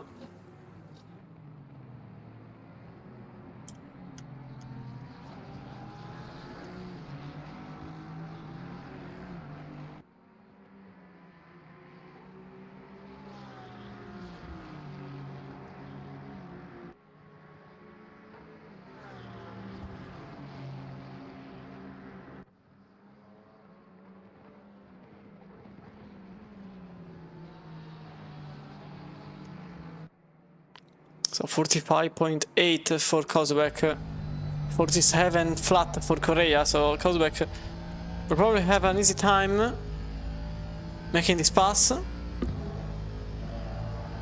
on both Correa and Erting.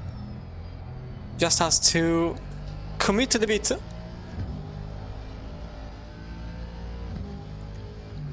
And matter of fact, he goes on the inside line, takes the Ferrari out. So 19th place for Kozubek. Erting, next target. This could be 18th place in one lap for Kozubek.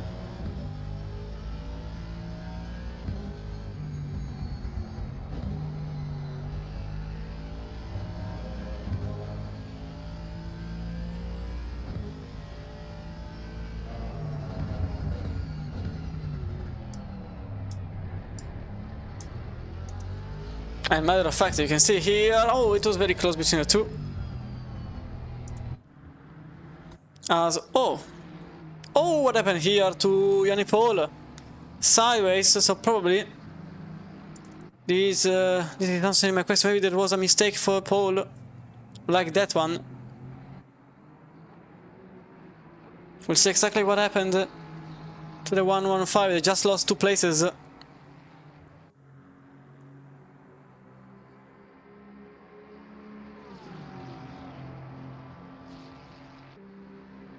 So now Kozubek goes on the inside line into turn 1, heavy brakes, a bit pretentious on turn 1, but that's perfectly fine.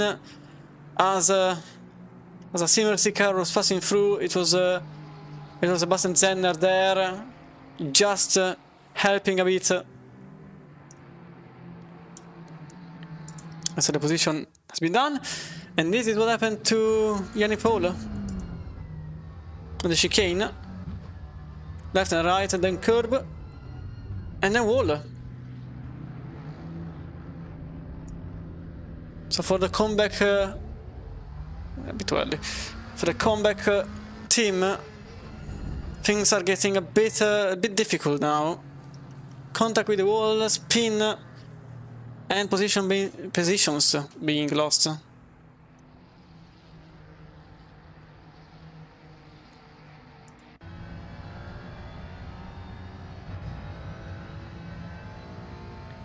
As is another yellow flag, this time it is for Astraskas.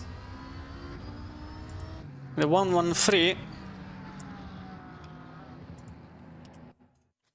I wonder what happened to Astraskas. 25th place at the moment. As he overtakes the 403. Oh, he goes under the curb a bit too early on the gas. And the car simply lost the grip with the tarmac.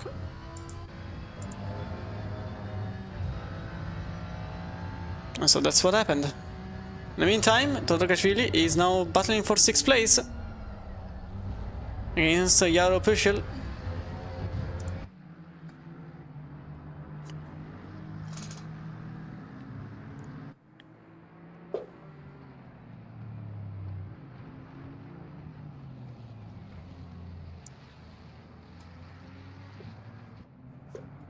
As now they are in the middle of the traffic, so a bit difficult.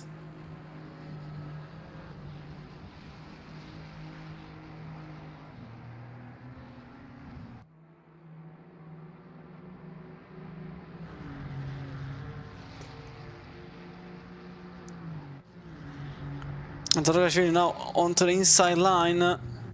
He goes, and that is position. Oh, there is also the number 4 sideways in the middle of the racetrack. But that's Todorashvili making a pass. And just in front of them, Frank Neves was sideways into turn 1. Contact with Henry Gospitrol. This is what happened. The two were fighting for position. Number 25. As you can see here, little tap from behind. Well, more than a little tap. A couple of cars also involved there. There was an Alpine, I think it was.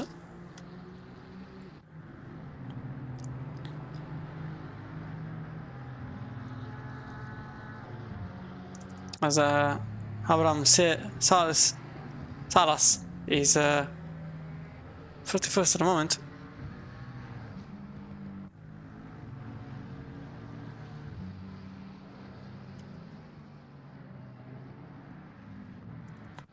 Walter Correa now on the outside, he goes into turn 2. It's a bit difficult. Over the marbles also he goes, but the Porsche simply has the better racing line. More rubber, more grip. And Walter Carreira remains in position number 20.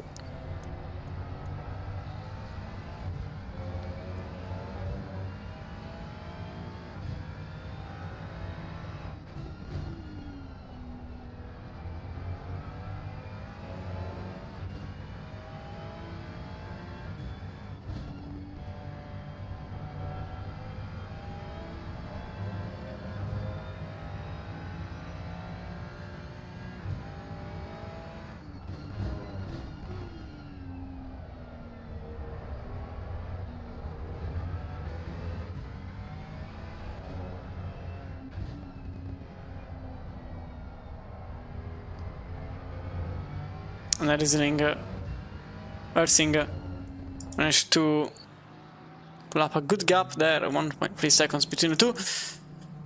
In 14th place, Steiner and Carta battling for position. Same, it is the BMW having some troubles there. 8 times between the two, but also Sven Wiebel and Romano already on racing. 11th place at the moment for them, but this could rapidly become 12th place, as also just now Andrea Carta managed to make the pass, obviously when I wasn't looking.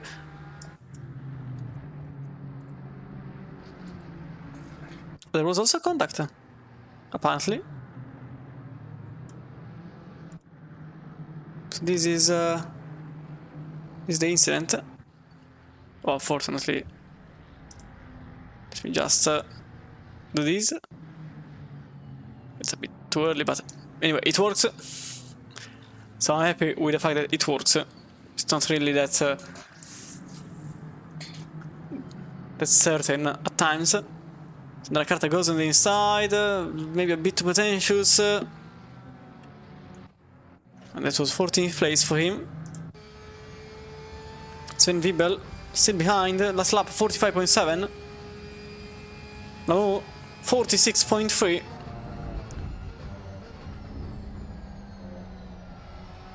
It's nice to see some Porsches back on the grid. Usually, once upon a time, every field was made up of around 15 Porsches. Now it's the same with the Ferraris. But I kinda miss those times, because the Porsche was such a funny car to use. It was stupidly aggressive, stupidly agile, and stupidly fast. And it works so well with drivers that like a loose rear end, such as me. And then the second version came out, and nobody used it. Maybe for BOP reasons.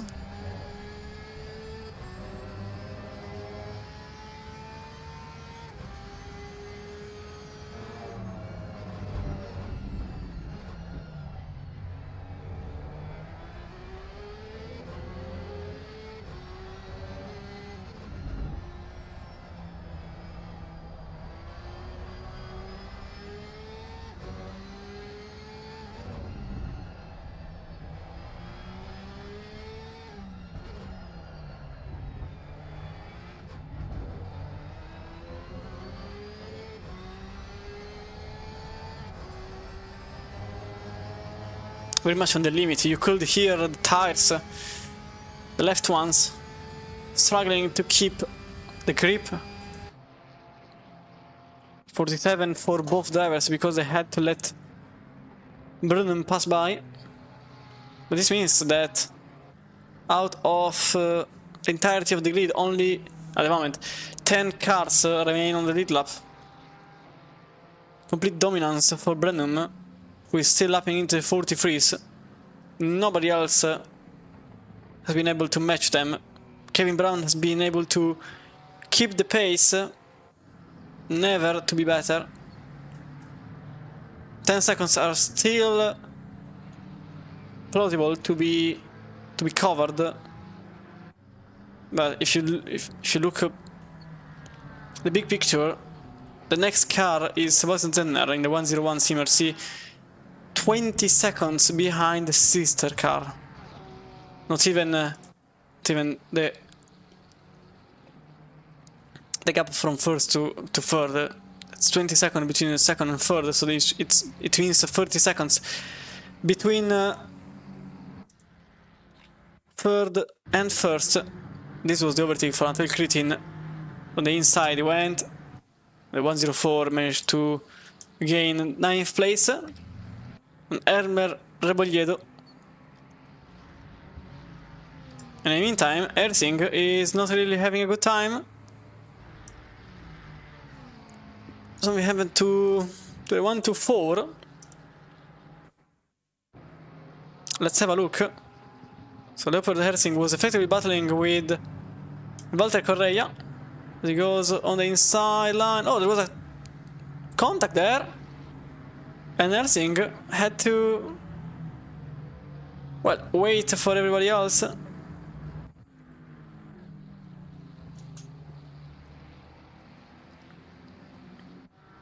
Now Ersing is in 23rd place behind Will Dong and Lil Wei and Maximilian Hartmann, with Walter Correa now in 19th place.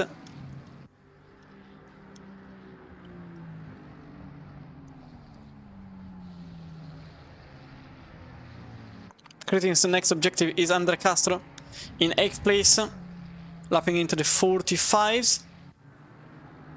As Kritin's average lap is into the 44s.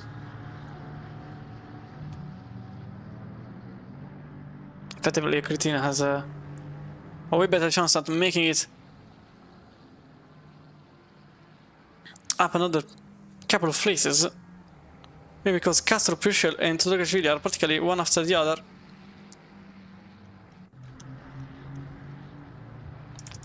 As Di Lillo is battling for position here. The battle for 4th is now on.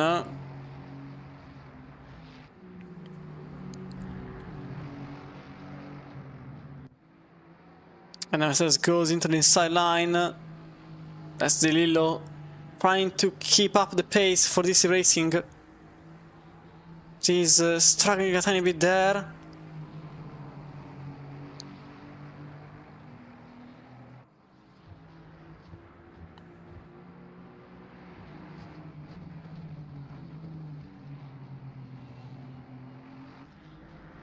For now, the Italian remains in 4th in class.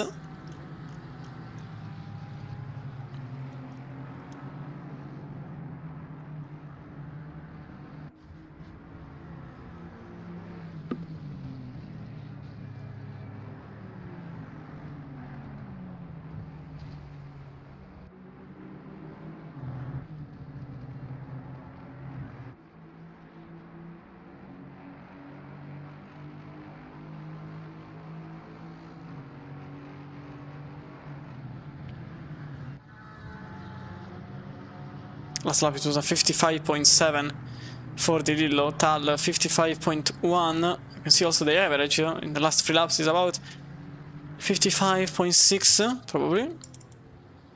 For Tal it is quite different, 54.7, 54.7, 55.1.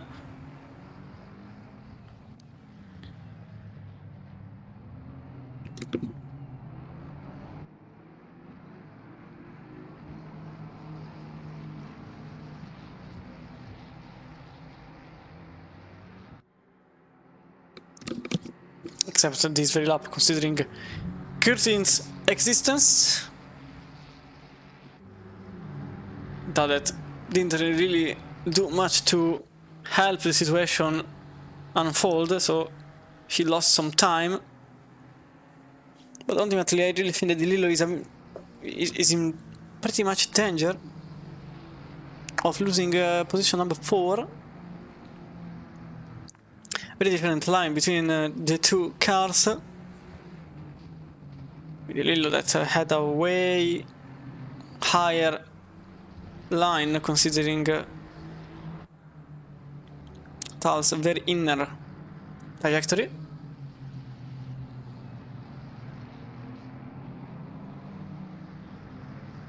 And that is the leader of the race passing by. Lewis and Brennan. This is just helping out car number 409.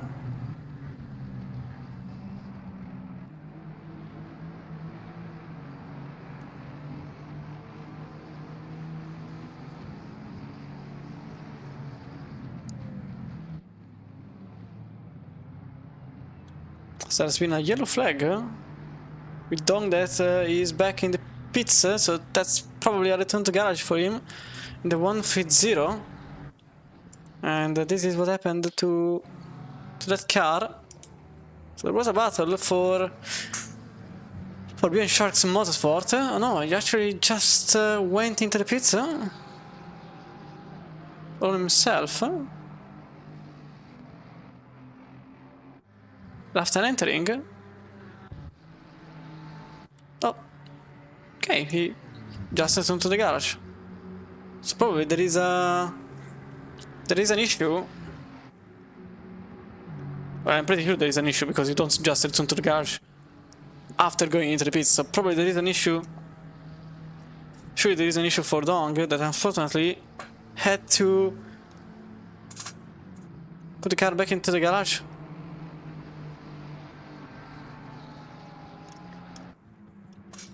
Whichever issue that may be.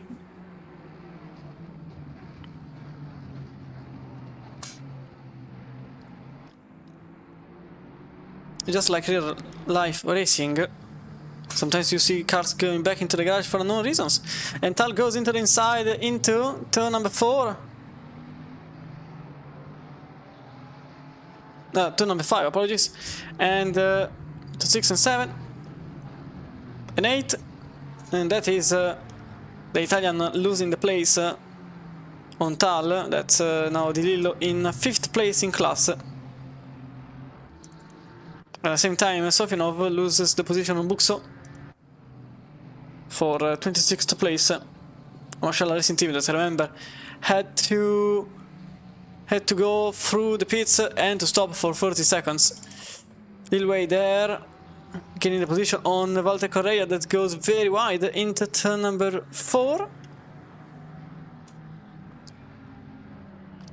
And Andre Castro very, very close to Puschel, now in 7th.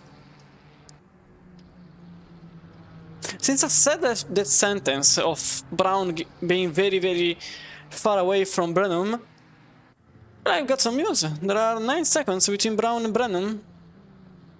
Down from 10 earlier on. Doesn't seem much, but in an hour and 40 minutes a lot can still happen.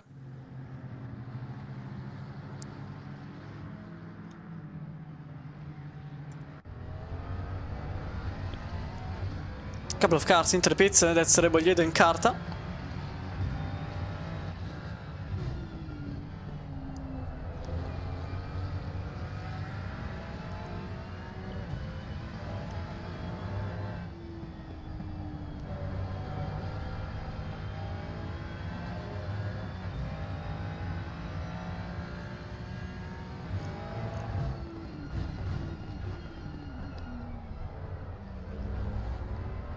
And that's the Ferrari going a bit wide, 1-1-2 into turn 10.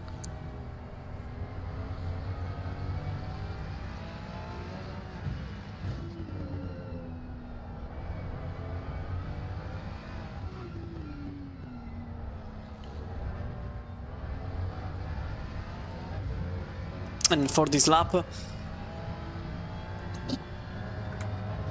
Castro had to remain behind Puschel. Now both drivers gain 2 places after Kassar and Todogashvili are now in 5th and 6th. Puschel and Castro, as Todogashvili and Kassar are into the pits.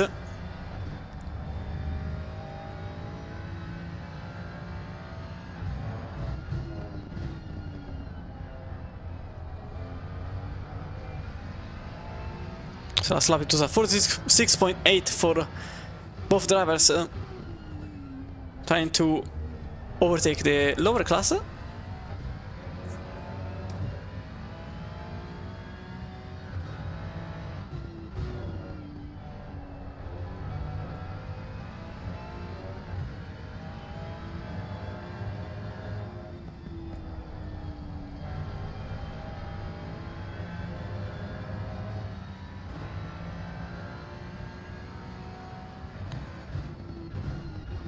As a 115, oh no, into the pits. I saw a yellow flag, I thought. It was the 115 again with some issues. It's just into the pits, but not sure why the game doesn't recognize the fact that the car is into the pits.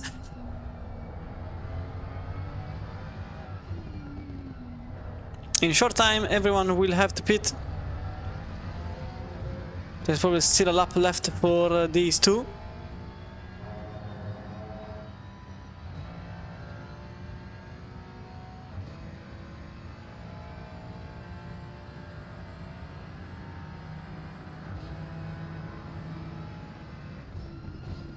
The Ferrari goes for a lunge into turn 1, little tap between the two, but somehow Undercastle remains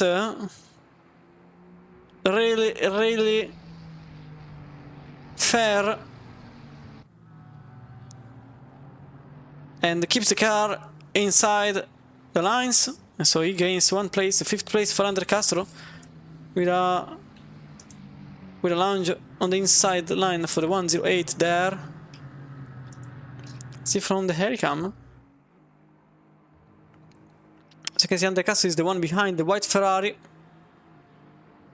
Both cars passing the GT4 there at the very end of the straight. Then you can see the lunge from about 50 meters behind, practically. Obviously, it went 50. It went literally 50, but just figuratively.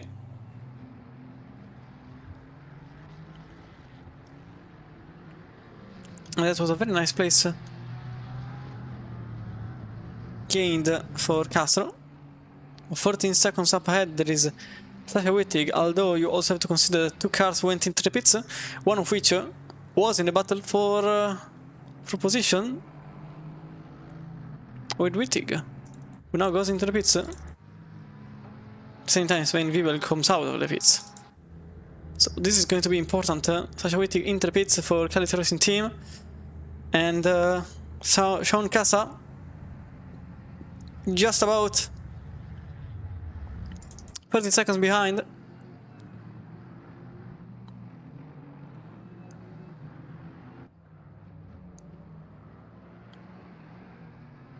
So they have to be quick in the CRT.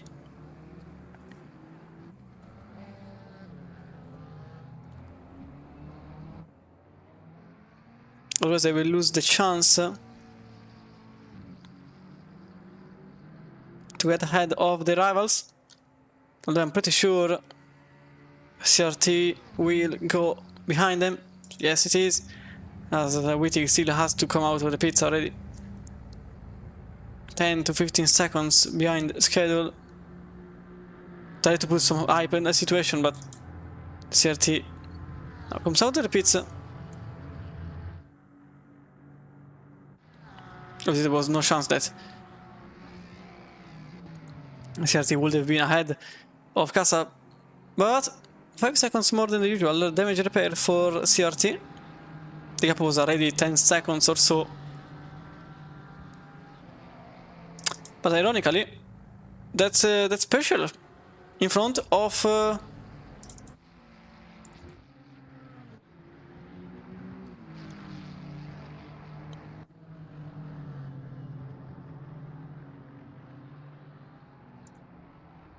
wait, I'm missing some. Oh, okay, that's what I'm missing. Undercastle is still out. I was a bit confused.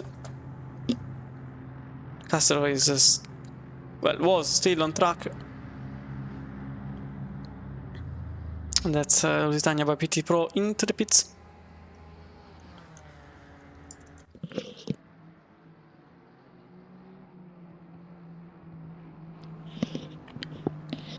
Ziyan Yu. He started the race in position number 17, gained 5 places already. And there are still a couple of cars that have to pit.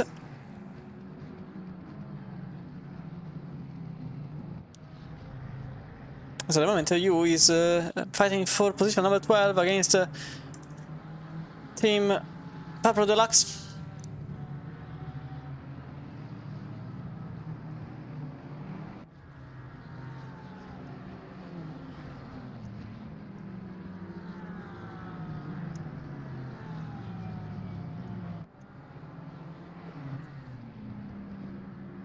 David Tepper is back on the car number 112, and Castro comes out of the pits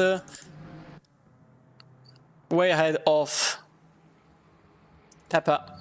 The 112 also had to remain stationary 8 seconds more for damage repair, so that's why there are 9 seconds between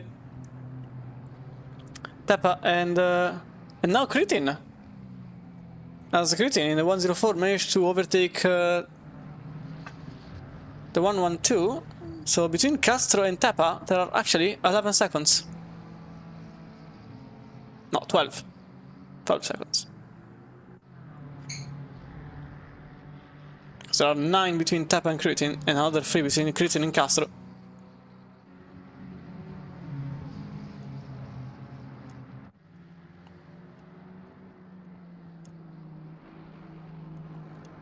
So 1 hour and 20 minutes to go. Only one stop remains. And we are now getting into sprint race territory, where things take a different shade. The gap between Brandon and Brown remains 12 seconds, so the pit stop didn't really change anything. The 101 actually lost another 3 seconds, and Sean Casa is another 34 behind. Langenberg could actually be in danger of losing the position, since the CRT in the 105 is actually going slower than the 108. 9 seconds between Castro and Langenberg. Then Kritin is only 2 seconds behind. So Kritin, after everything that has happened from the start of the race, still very much in contention of a top 5. Which is mega considering he started 4th. So at the end of the day, maybe he will just be 1 position lower than where he started from, considering he has been involved in about 44 incidents, of which 43 were not his own fault. I think it's a pretty nice objective to accomplish there. And definitely a good result. Already 7th. Considering, again, it was 23rd at 2 different times, not even 1. Is a very nice thing there. And the other team that went on to go for a last first challenge is currently in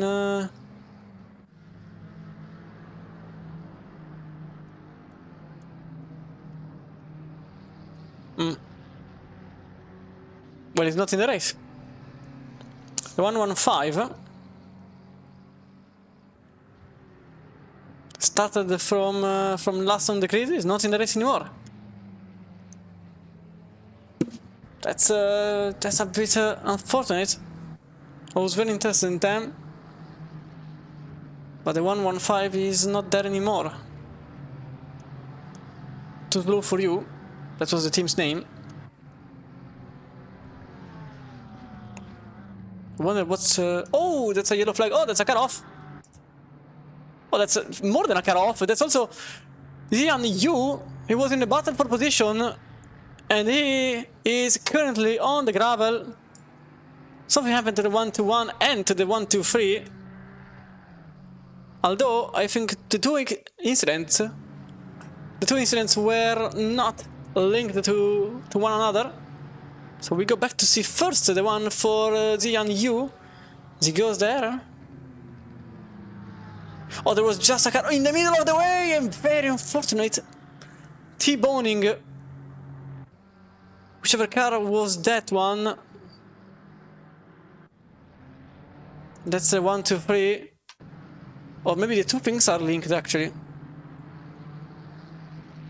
because Andrea Carter is on the very same place. And so he's in a 1, 2, 3. Oh no, it was the very same car that was sideways there. So there was a Cayman just sitting in the middle of the curb.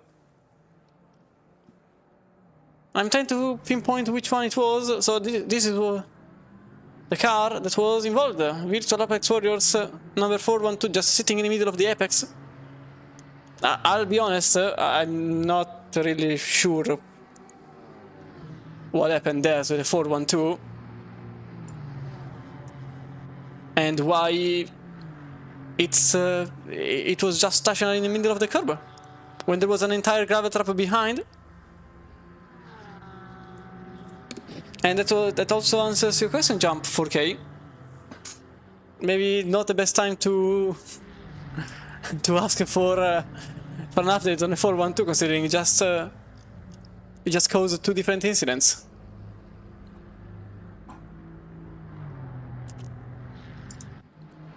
Or maybe it was because of that.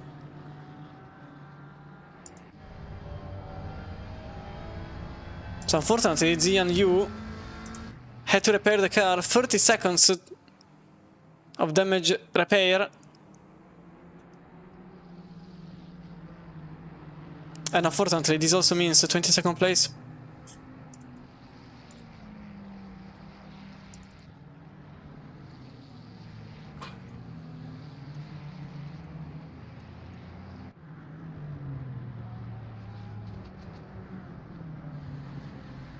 Yeah, I'm still very confused on why that car simply didn't go reverse on the gravel trap. But instead kept on sitting on the middle of the curb in the racing line.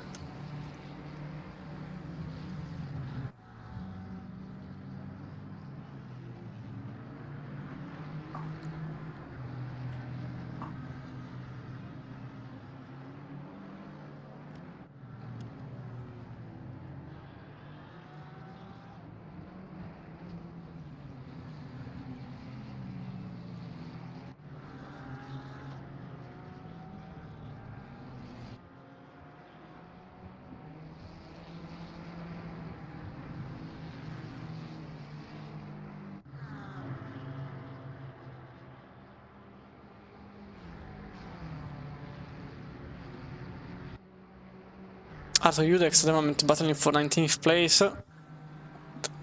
Going on the left to give way to the current leader of the race.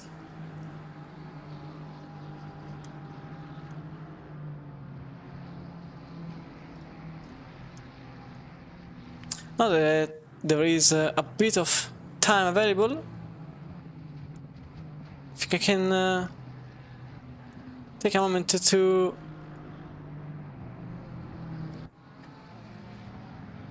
tell you that this is a press championship.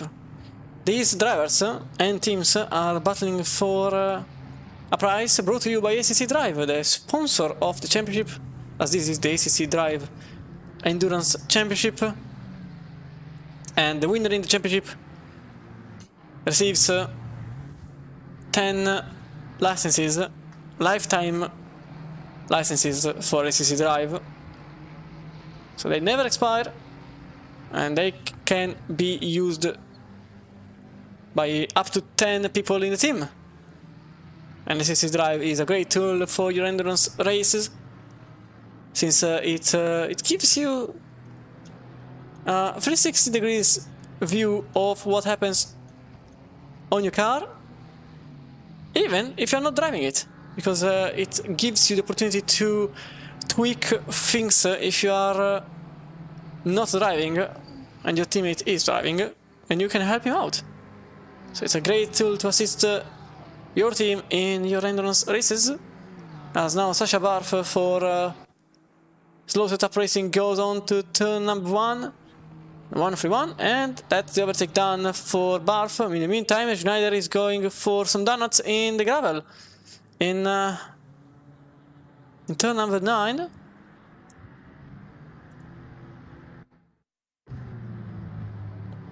So it was all alone. I suspect it just went a bit too much on the left. and then lost the race car.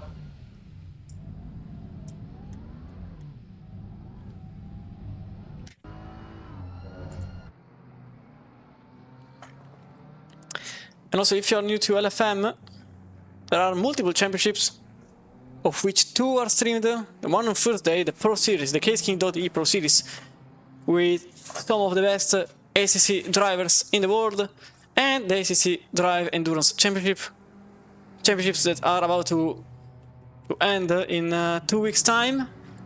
Then there will be the off-season, and then there will be the new season number 20, with the same championships, maybe with some tweaks, or maybe not, who knows. And for this season, at least, these are the prices for the 4 different series, apart from the CaseKing.de Pro Series, with the Synchromesh GT3 series, with the Go Setups GT3 Sprint series, with the Paddock Legends GT4, and obviously the ACC Drive Endurance Championship, but also, as you can see from here, this is the calendar, apologies. This is the Pro Series prize pool. This is the championship that happens every Thursday. And in the next Thursday, I'll also be on the commentary deck. So I hope you will follow that one too. But as I was saying, this is the calendar that remains in every single series for the next 2 weeks, with weeks 11 and 12. In the ACC Drive Endurance Championship, at least, it's going to be Silverstone and then the Nürburgring at the final round. But probably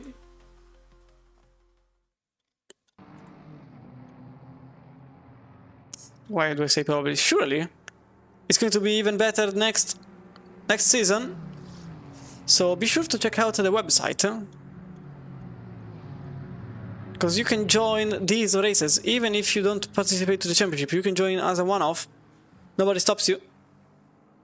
And probably I might do it too next season. Who knows? Maybe you may race with a commentator, or other comcaster, since I've also got to manage the cameras. And all of these wouldn't obviously be possible if it wasn't for all of our partners. They help us in making this possible. So a big thank you to Synchromesh, to CaseKing.de, to Hetzner, to ACC Drive, Go Setups, Nitro Concepts, PMAX, and then Fanatec, Paddock Legends, PXN, Next Level Racing, and Box 1 Racing. All of which are helping us being here, and effectively are helping us in manufacturing of the various championships and streams.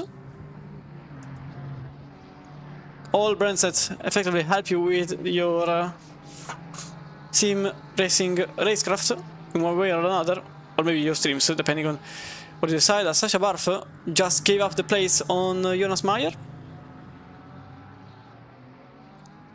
And I was watching at them, I have no idea why, because there hasn't been an incident between the two. There has been one between the 122 and the 108. Although the two cars are one lap, they are not one lap gapped. How did it happen? Oh, because it's 2 different incidents, that's why. So 2 different incidents happened, not major ones. It seems like there has been a contact of some sorts. Oh yeah, that was a bit of a tap, bit more than a tap, with a 403. And this is what happened to the 108.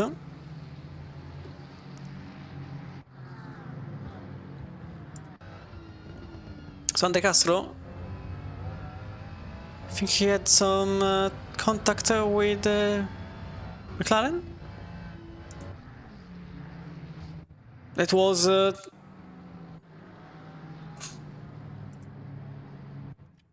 I think that was the weakest contact between two objects I've ever seen, to be completely fair. And there was a yellow flag here for the 411 and the 131, but I have no idea why. There's nothing happened.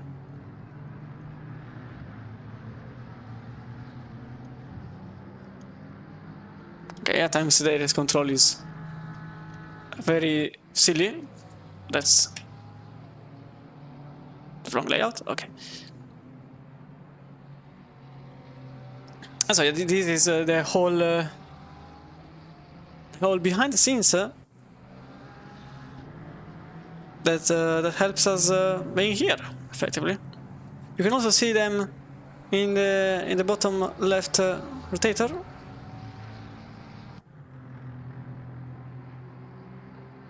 If you're interested, there are also some discounts in the links that appear on chat, but also in the website. There are some discounts for some brands. I won't tell you which ones, so you have to check manually on the website yourself.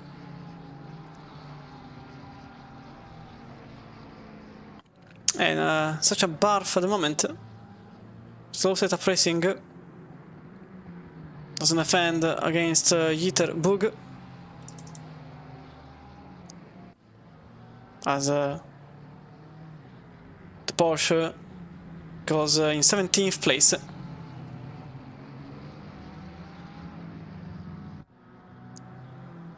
130 and a 129. Oh, that's a very odd spot for James Terry. 28th place.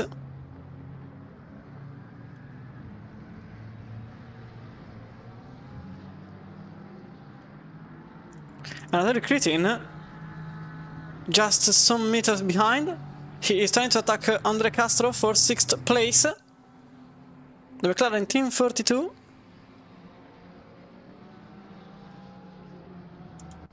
Very much on the edge.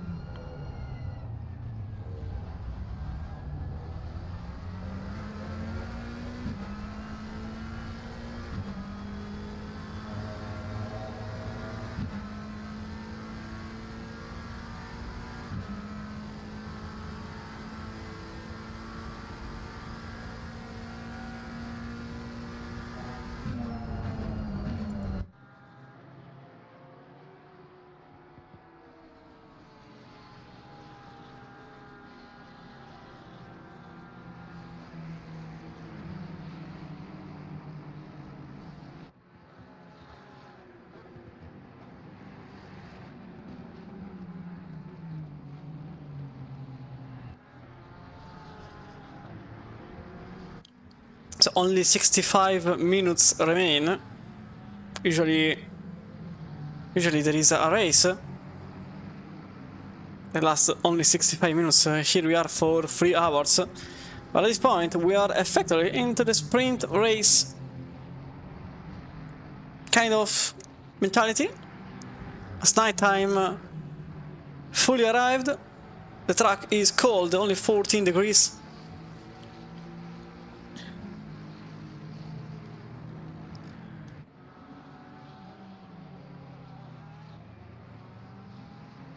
And in 60 minutes we will know who has to bring the win home. Although at this point the 102 has a very good advantage, 14 seconds at the moment between Brynum and Brown. Again, never say never. 13 seconds are easily coverable if you spin simply, or or if there is a car in the middle of the way. Also behind, you can see these two are getting lapped by Kevin Brown.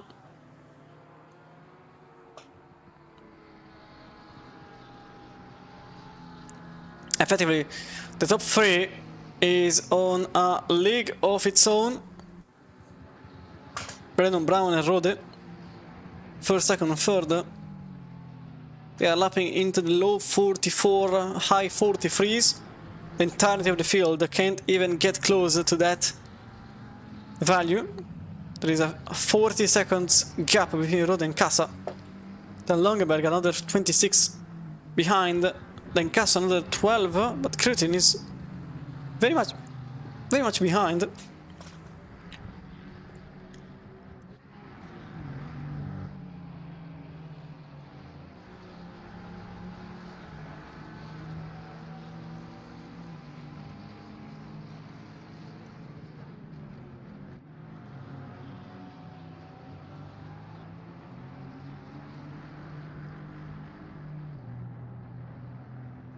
Now, Castro getting a bit slowed down by Kevin Brown.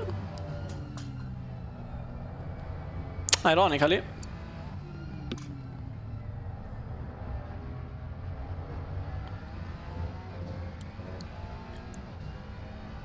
And so Kritin could be able to afford 6th place, but there are still 13 seconds to go to get a top 5, and with all that has happened, it tastes like a win if it happens.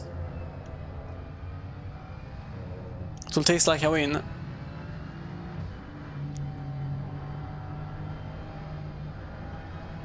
Last lap it was a 45.4, practically 0.5 for both drivers, without too much surprise.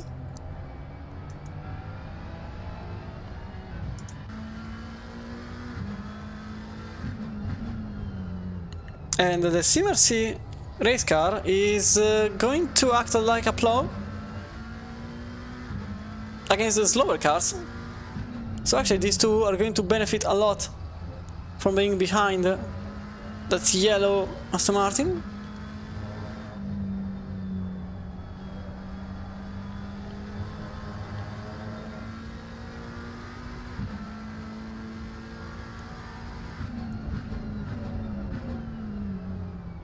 Also important to notice something that I didn't see at first. There was a stop and go 30 seconds penalty given to Sven Wiebel.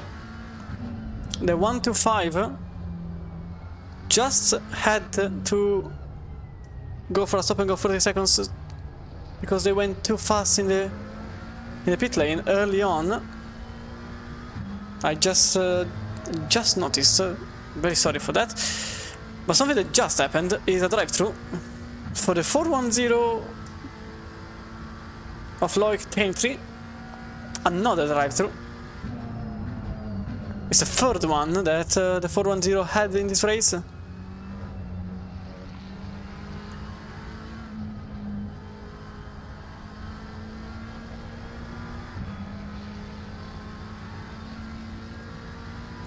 And this is Team 42 that goes into the inside line, into turn number 4.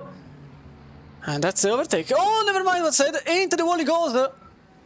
And Kritin lost the race car.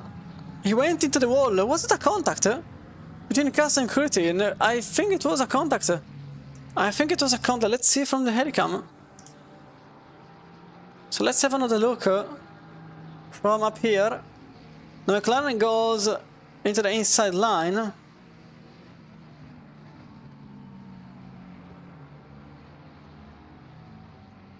It was just very odd.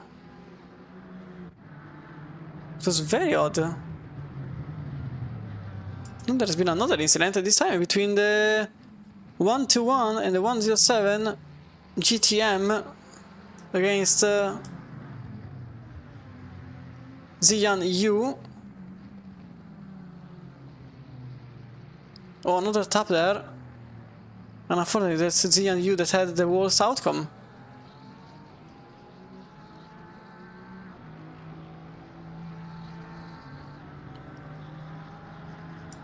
So U's race effectively went very, very bad, very, very quickly.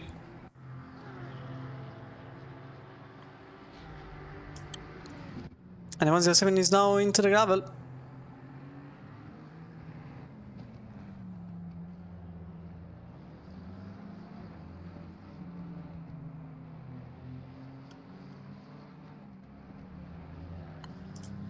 There's also the battle for the lead in GT4. Because look at this. Efremov and Brunhuber. Both cars, one after the other in GT4. That's for the lead. And then this is for fourth. Tom Winch loses the position on Bud Spencer.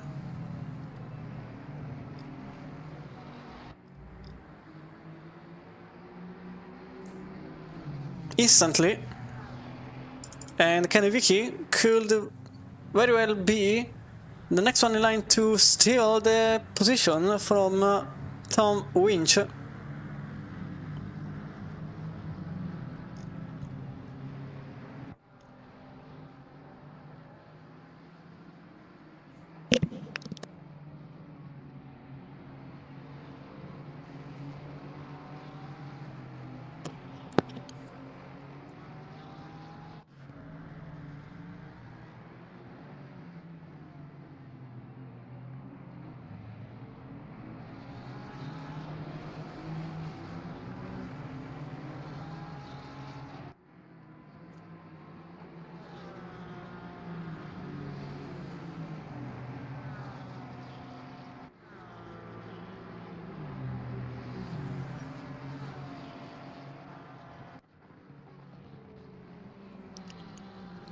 Last lap it was definitely difficult for Winch, 56.6, Spencer, even with the overtake, 54.8. Although he's still 10 seconds behind Lillo, but remember that Spencer had to go through the pits and to stay stationary at the very first stint for a speeding infraction, stop and go 30 for him. And so that's why he is only in 4th place. He could have been leading easily. But let's stop and go 30 seconds penalty. Put him back in the battle for position. But never say never. He is currently 32 seconds behind the leader. And he is also gaining 1 second per lap.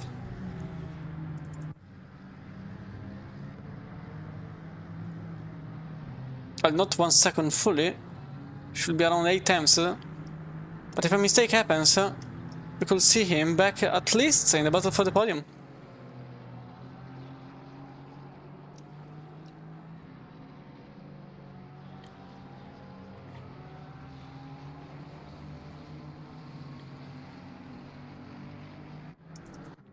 I think it was Efremov that effectively went on to overtake Thomas Brunhuber early on.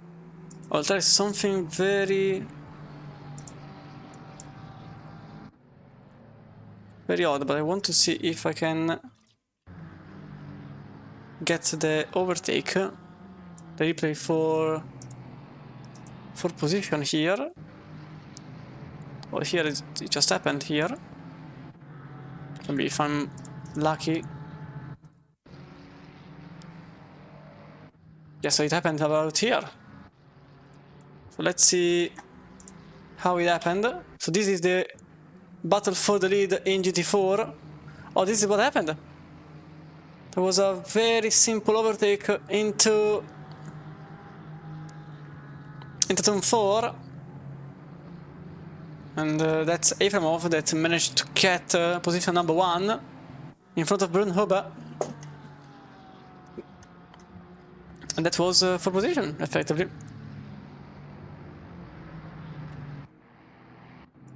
Back here, because Castro lost the position on Kritin. But at the same time, Tapa is very, very close to these two.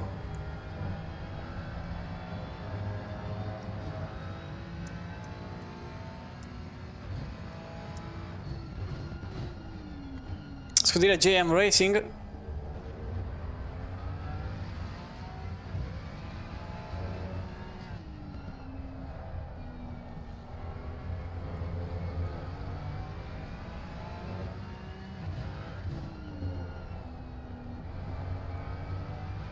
So undercuts currently in 7th, but it could become 8th very quickly if Tepper is able to commit to the last corner in a perfect manner, which he does.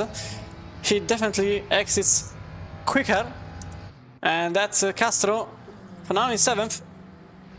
But rapidly this will become 8th place as Tepper is on the inside line, closes the door instantly. And that is 7th place. David Tepper now 7th. Undercaster 8th for Lusitania by PT Pro. And JM Racing is now in 7th. 3 seconds behind Anatoly Kritin, who himself is 20 seconds behind Longeberg.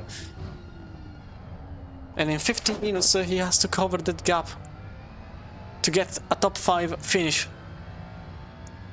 But has to opt for the pit stops shenanigans to happen, because they might happen, and they will happen.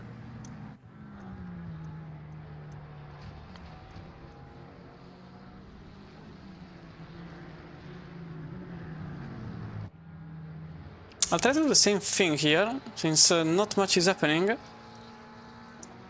I can go on and try something. No. Yeah. I clicked the wrong button. Yeah, this is going to be quite embarrassing for the next 30 seconds. Okay, I will not do it again.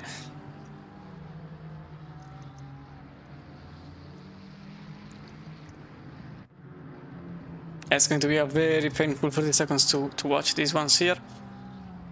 Don't think I will do it. Okay, thank you very much. I wanted to see if I could see the overtake that happened between the two.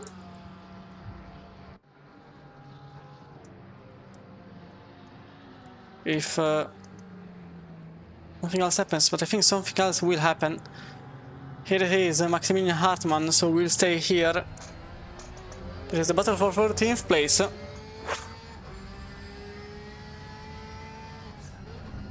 Hartmann against Kozbek. Last lap 46.7 for Kozbek, 46.5 for Hartmann.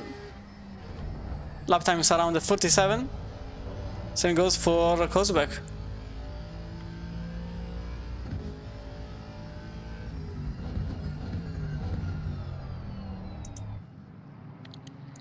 You can see 110 being very close to the Aston.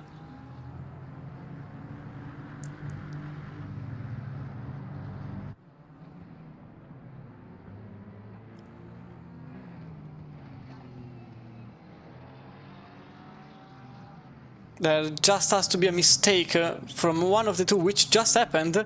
Kozbek wide into the chicane, and now Hartmann is only 4 tenths behind. Oh, just narrowly out of the gravel trap, but they just gave him an immense speed advantage over turn number 1. He just has to brake very late for it to happen, which I don't think, because there is still a lot of gap between the two cars.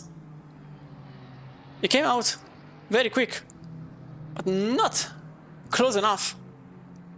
And so for now, Hartmann remains behind. Car number 119, 45.8, 45.8. Both drivers with a very quick lap for their standards.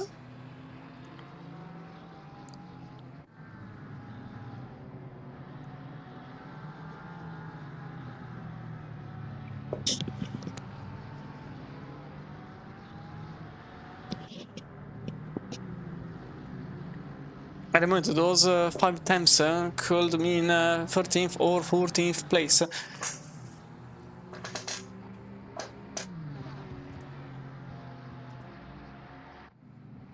You can see the Aston is struggling a bit, well, more than a bit, very slow out of turn number 9.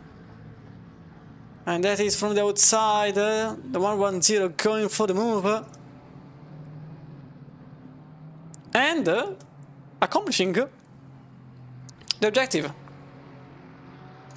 He succeeds in the mission, and Hartmann is now in 14th place, although it's not over yet. Kozubek still there, waiting for tiniest of the mistakes. That doesn't happen. So he will have to remain in 14th. And with 48 minutes to go, every single pit stop from now on is going to last you till the end. So everyone that goes into the pits now is going to remain on track. That was the 114. That went very, very slow. Team Purple Deluxe. There was a yellow flag.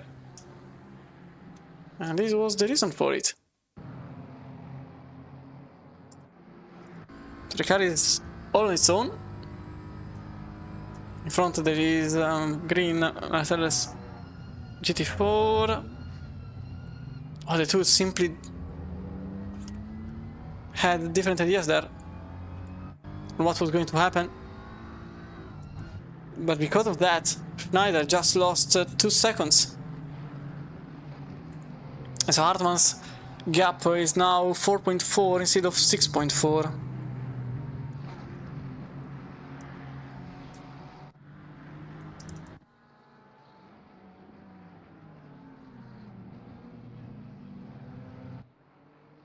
Okay, I was pretty confused. Oh, there's a cut off! Oh, and that's Massimiliano Hartmann. The 110 facing the wrong way with a contact with the very same GT4. Hartmann overtakes it. And then that's the Mercedes not braking. Simply going straight and hitting the faster car. And so that's Hartmann. Now back in 14th place. And the gap between Schneider and Kozubek is back to 6.5. They want to 7. Now into the pits.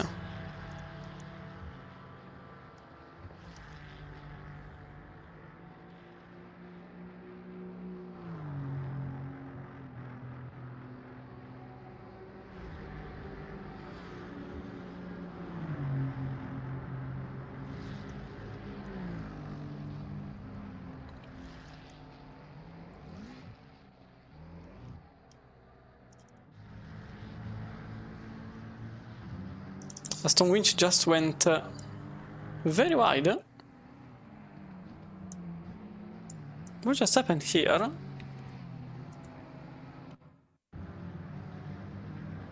That's a 401, completely out of the racetrack.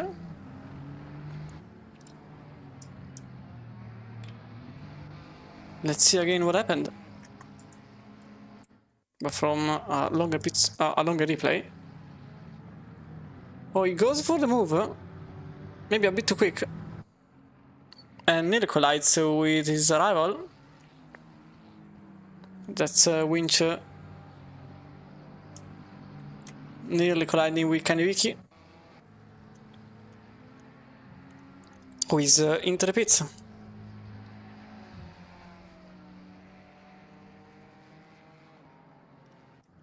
Many drivers going on to change the tires, to refuel for the last stint.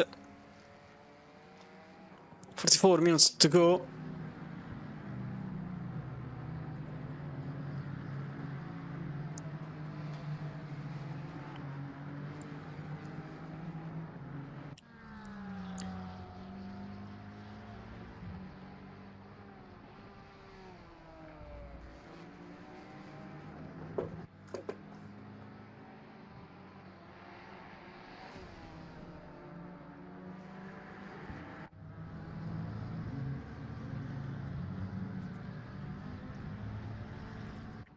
And David Tappa, it's very interesting, is his current pace. He is lapping pretty much tied with Anatoly Kritin. Only a second and a half in front of him. Important to ask if Kritin will repair the damage in his car. I don't think he will. But never say never.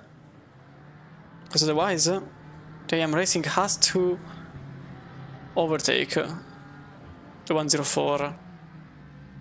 Otherwise, the 104 could still be on a challenge for 5th place.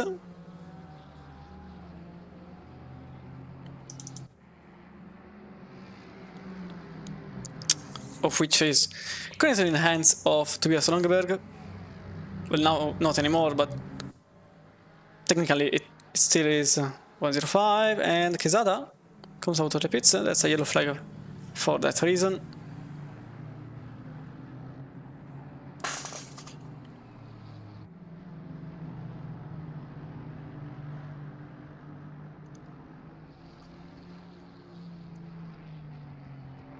Austin Brennan at this point has a 16-17 seconds gap with Kevin Brown.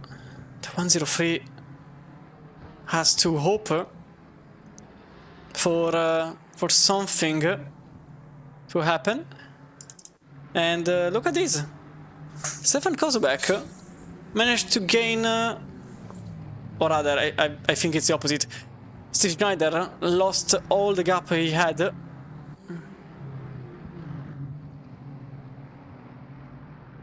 The gap is now only a second and a half between Kozubek and Schneider. Team Purple Deluxe is probably in danger of getting overtaken.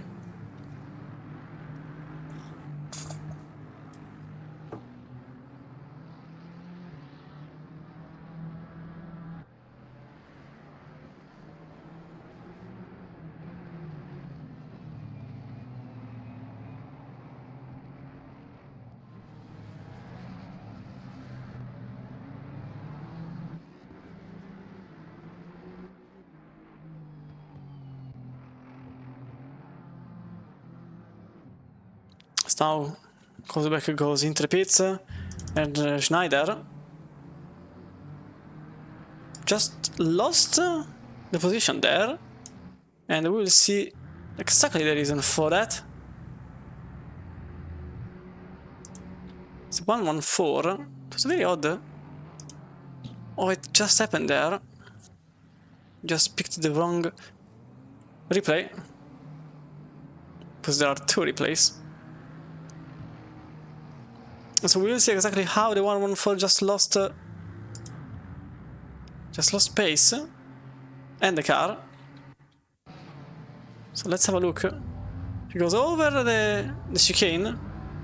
Oh wait, there was a tap actually. There was a tap from behind. There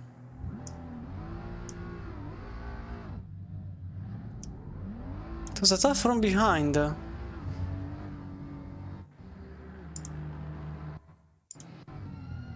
Oh, it was the 103. I think it was the 103. Unfortunate for him. So yeah, you can see it was a contact with Kevin Brown, who probably was very much on a rush to lose as little time as possible, and that led to some miscommunication between Schneider and Brown, and now Schneider just lost the position on his rival Stefan Kozubek.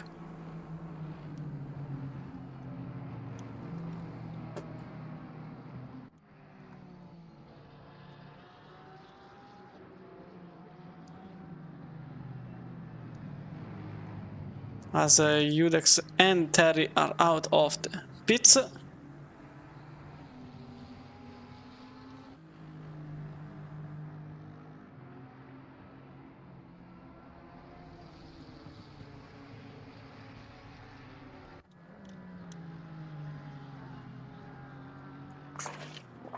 Tepper in the end just lost a second on Kritin, so probably the run for Tepper to get in front of Critin may revolve around Critin's pit stop and nothing more.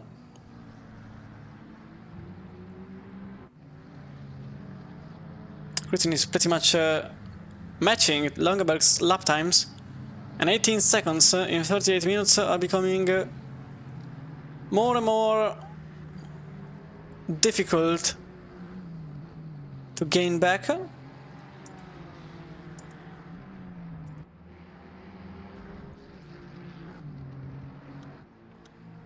Again, the only thing that could save Critin's top 5 is a mishap in the pit lane. And again, could still happen. It's not a certain thing, but could still happen. And this was another pit stop there. So there was 30 seconds. Oh, there is a cut off there. That's buttons for Data Hunters.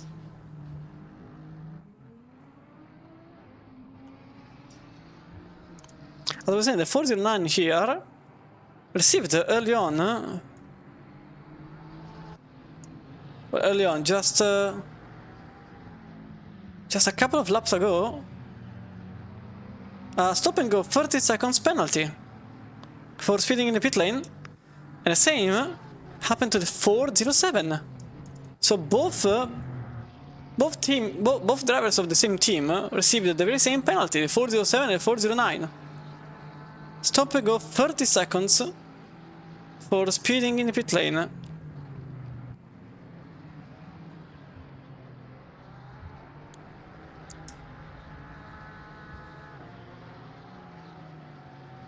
And so the battle for the lead in GT4 changed dramatically, as both Efremov and Tal are not in the challenge anymore.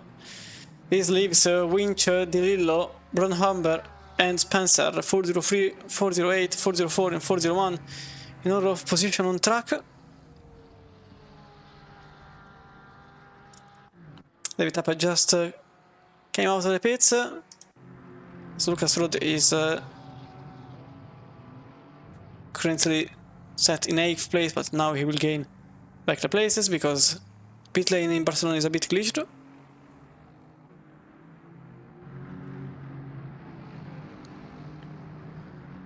And Critin also goes into the pits.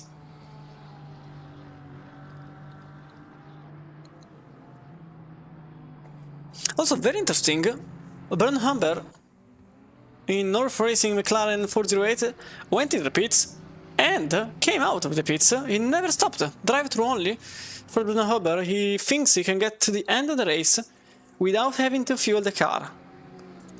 On the same idea, but slightly different, Ronald Lillo for DC Racing came out of the pits after staying stationary for 6.3 seconds only.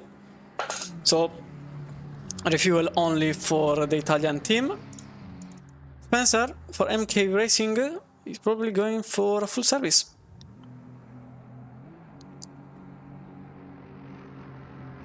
And Aston Martin number 403. So he doesn't think he can get it to the end. He changed tires and refueled the car. And Tom Wincher very much behind on schedule, that went into the pits for 22 seconds. So he put full fuel. Probably a mistake in the pits, because 22 seconds is effectively full tank. So I suspect that there was a mistake there. Sandercast just came out of the pits behind the Pushel and Critin, as now the CRT car is still in 5th, but about 2 seconds lost there in the pit lane. Although Sasha Wittig just completed a perfect pit stop, 30.4 seconds in the pit lane. So this means he stopped at the perfect time, and Wittig started back at the perfect time, 30.4. for Wittig. And yet he still lost 2 seconds on Kritin on the outlap. Manfred Steiner now driving in the Team Purple Deluxe, still behind Kosbeck by only 4 times though. 40 minutes yet to go.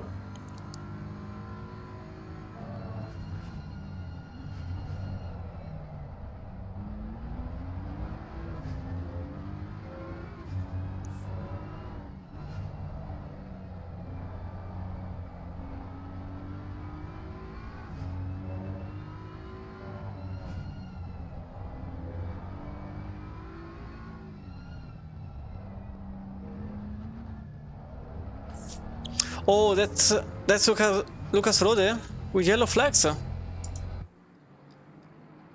Something happened to Rode. The 101 had yellow flags, as there was also another stream of penalties. Oh, that's the 101 just taking evasive action. So we got the 131 getting a drive-through for speeding. Or for... Oh, that's a big one! Look at that! Lucas Rode is back in the pits! This is a big one! Is it a drive-through or is it a stop and go? So this could be Casa in third, so it is a drive-through, so that's track limit violations. He comes back on track. And Casa just on the other side of the main straight. So this could still be the battle for third on. Drive-through for Lucas Rode in the CMRC Endurance. As I was saying, drive-through for the 101, for the 131. So it was a drive-through for Sasha Buff. And it was a stop and go 30 seconds penalty for the 117. That is Henrik Hospital. Another penalty in the field. This time it was for Henrik Hospital in 25th place. But big one up front as Sven Wiebel also very slow there. In the 125. 13th place. So let's see what happened. He was just behind the Kritin. Then into the chicane and nobody was behind him. Oh, he just went over the curb and kept the car, well, straight. Is a bit of an exaggeration, but he didn't spin. So there is that. At the moment, Sean Cassar could still be in the podium. He just has to compete against Lucas Rode.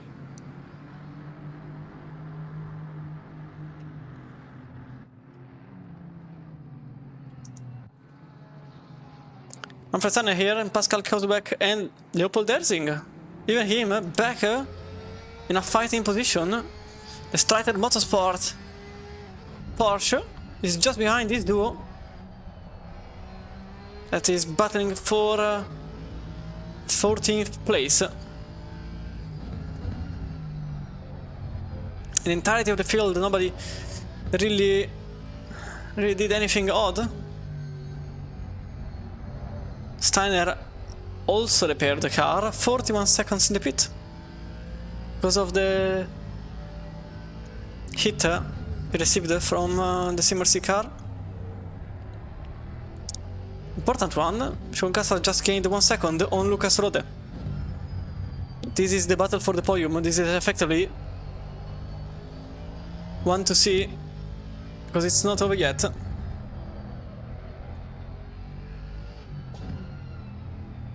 .6 seconds.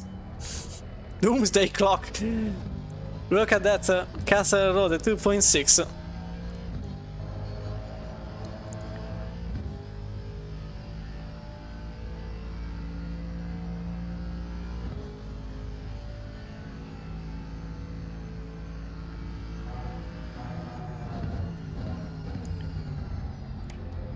Here in 14th place, 3 drivers are competing for a position. And I'm probably a bit optimistic, but this could actually be the battle for 13th. Okay, it isn't. People just gained another second on these drivers. Second and a half, to be precise, so yeah, definitely not.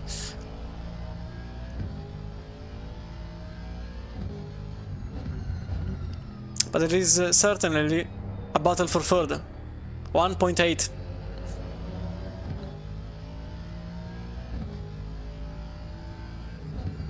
An entire second gained while I was talking.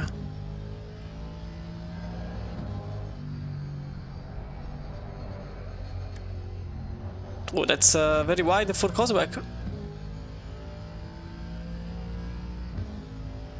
This is an important chance for Manfred Steiner, the Team Purple Deluxe.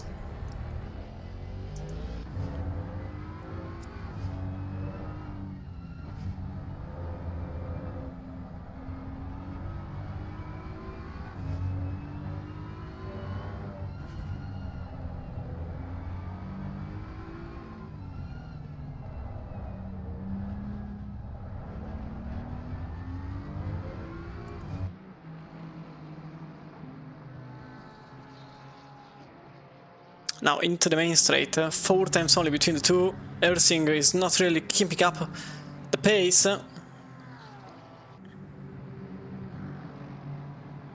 Senna just gained 6 times in the last lap on Kozubek. So basically we could see the battle for position happen in this very lap.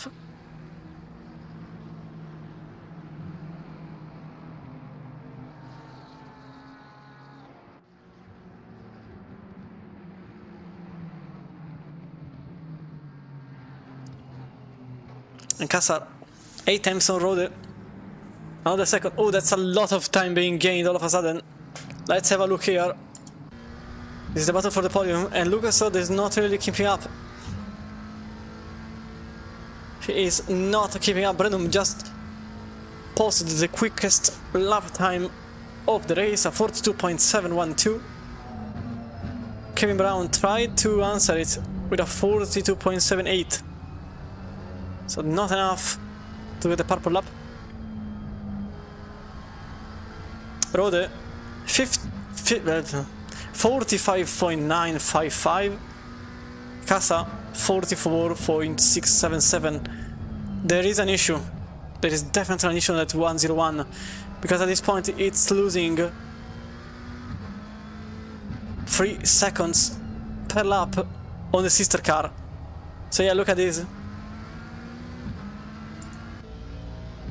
Absolutely out of pace. Last lap was a 46, and that is the leader. And that is the leader of the race. Oysen Brenum is just behind these two. As also there is a battle for position here. That's the BMW of Manfred Steiner going on inside line for position. That's Kozubek now in 15th place into turn 1.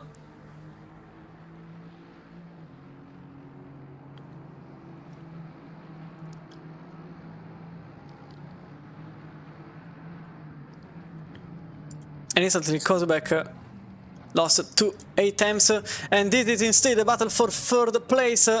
Sean Kassa just gained the place on the chicane.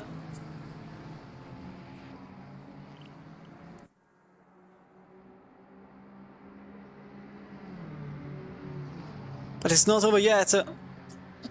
24 minutes to go, and Rode goes back in 3rd place at the moment. He has to wake up. He has to keep on going, because he lost his whole pace. He's lapping into the 46, although there was a different reason for that. But early on it was a 45, early on it was another 45. This car is not going at the usual pace. So something is not working for Rode. Either the pressure, or there are fuel concerns. Wrong car. There are fuel concerns. But the driver simply took away all the confidence from the driver's mind. But this is not it. This is not it for the podium. This is the 101 that is just defending into turn number 9. This could be the battle for 3rd. This is the battle for 3rd. And for 23 minutes, Rode has to defend his podium place. He goes very wide. There is a contact between the two. One of them is out of the road. The other is still in the road. And Sean Casa is now in third, with Rode completely out of control.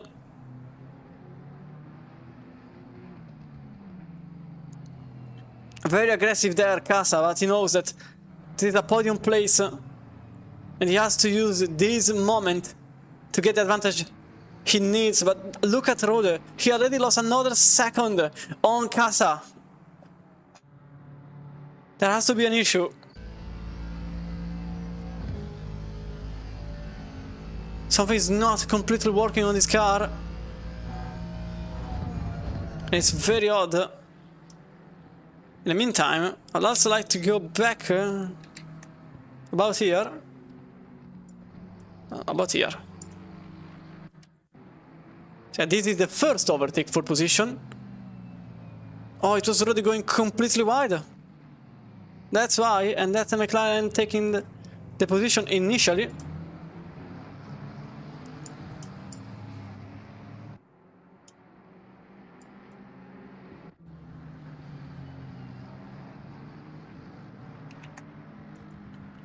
And instead, this is the... Oh, a bit too late. I will try with... 110?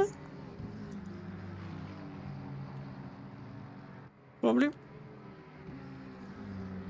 Let's go for 15 just to be safe.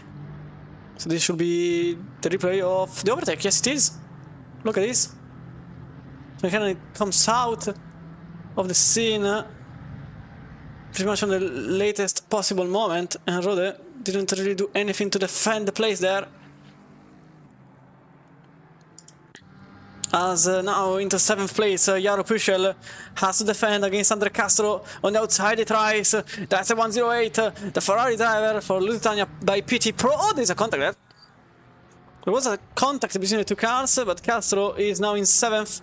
And Puschel now in 8th place, and Brandon also set another benchmark, 42.707 for the 102 in the lead. 7th place now for Castro. And this was another 45. So yeah, there is something that is not working here. And as it stands, he is lucky. But only 20 minutes remain, and that Wittig is another 25 seconds behind. Because otherwise, if it was Kritin, 12 laps would have been a bit difficult. No, maybe not. 25. I'm thinking about a couple of things now. Okay, maybe not. Or maybe yes. Okay, depends. Anyway, Rode should be able to keep 4th, although at this point, who knows. And I think it's time to give... okay, this was terrible time to pan into the GT4 field. Thomas Brunhober for North Racing is currently leading. 6 seconds. That was the pit stop for Fernando Di Lillo. The gap is 9 seconds, so probably not the best idea to refuel, but probably he noticed that he couldn't get to the end without refueling. But nevertheless, he just went an entire second quicker than Brunhober, with a 56.6. As you can see here, Brunhober is actually on this rhythm. In the meantime, the 409 just gained 1 place on Makoto Kobayashi for Celestial Sphere. So the Italian driver could still be able to win the race. He needs 9 laps. He might be able to do so just in enough time. Because about 9 laps remain for the GT4 field. But he has to be quick and never do a mistake. But Spencer here, MK Racing, he is with newer tires. And I didn't really understand the idea there.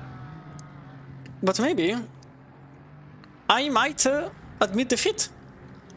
And Spencer right now is going 2 seconds quicker than De Lillo and Brandhuber. Well, Brandhuber is another second, so 3 seconds quicker than the leader. And he's another 9 seconds behind De Lillo. And at this point, he will get to the Italian in about 4.5 laps, or 5 laps, let's say. It's getting very interesting in the GT4 field. The rhythm is there, 53, 52, 54. Actually, there is more on the table than only 2 seconds per lap. Last lap for Brandhuber, 55.4. So very nice lap there for Brandhuber. I don't think he had me. All of a sudden, a 55 came in.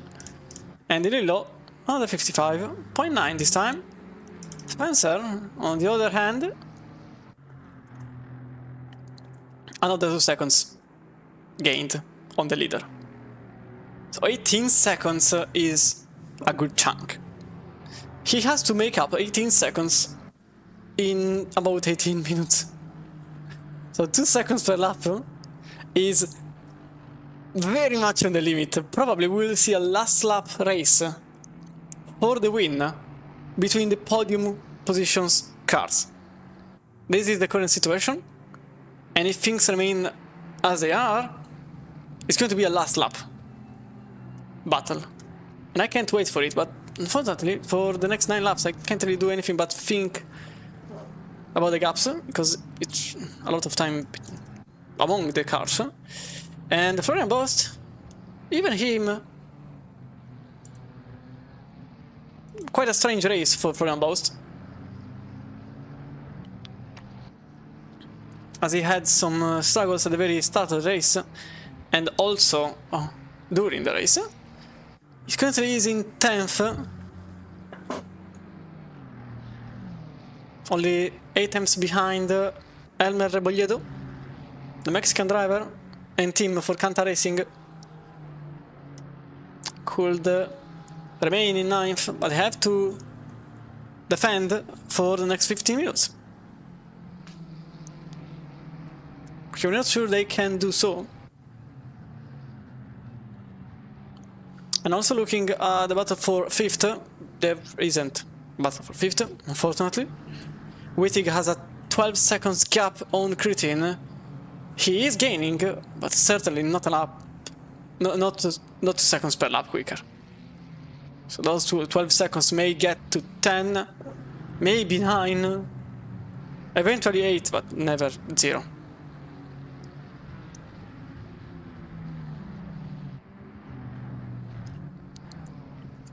And on the same page, Rode, although he is going a second slower than Wittig per lap, still remains in 4th place, and probably will remain in 4th place.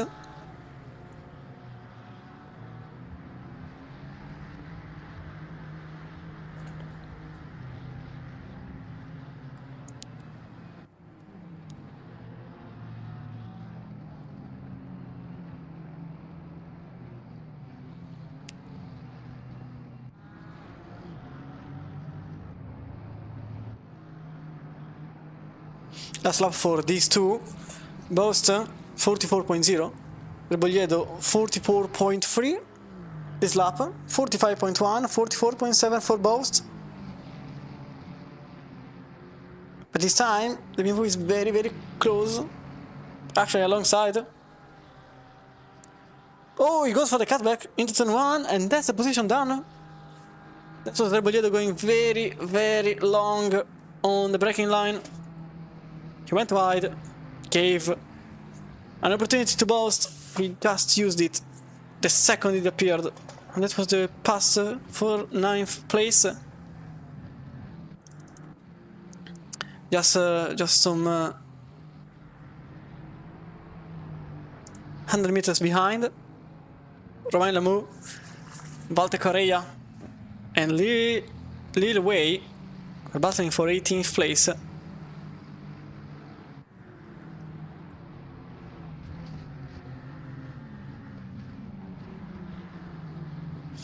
So currently the gap between Di Lillo and Brunhuber is 10 seconds. It remains 10 seconds at this point. I doubt we could see Di Lillo battling with Brunhuber. Spencer, on the other hand, just gained another 3 seconds on... another 2 seconds on Di Lillo. And only 1.5 on Brunhuber. The gap is currently 15 seconds.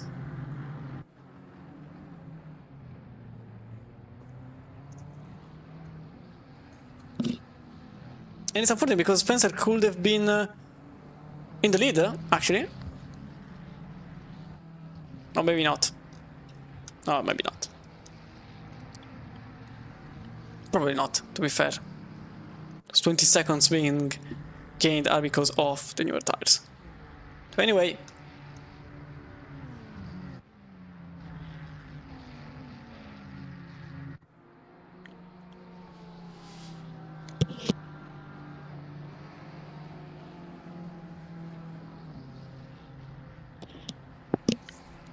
Correa at the moment managed to gain a position on Lamar, and as such he will probably remain in 18th place unless Samu will be able to gain back the time. 13 degrees only, it's very cold.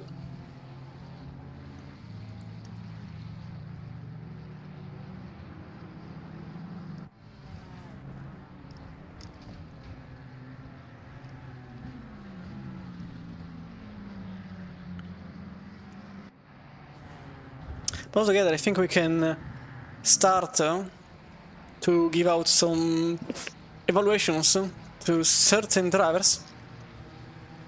It comes to my mind Natalie Kritin, who managed to start 4th, ended up after a couple of laps in about 23rd place, gained back something like 8 positions, lost them again, and climbed again, and now he's in 6th place. So definitely an eventful race for him. The same can be said about Florian Bost. He's currently in 9th, he started in 8th, and he too was about 17th at the end of lap number 1.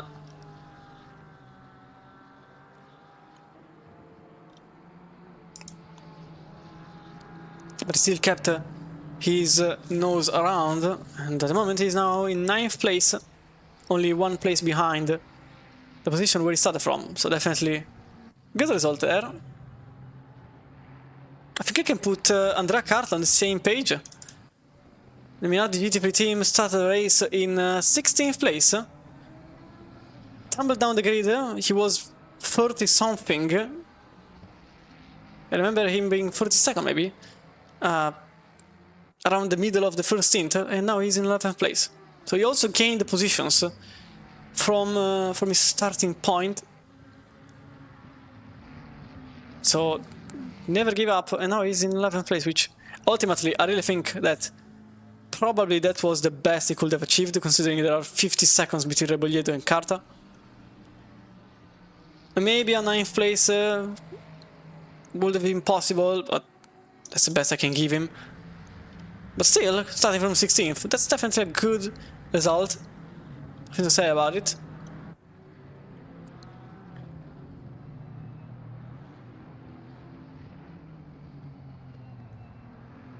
Oh, that's wide. That's very wide for Correa, as he probably will lose a position there on Ramu.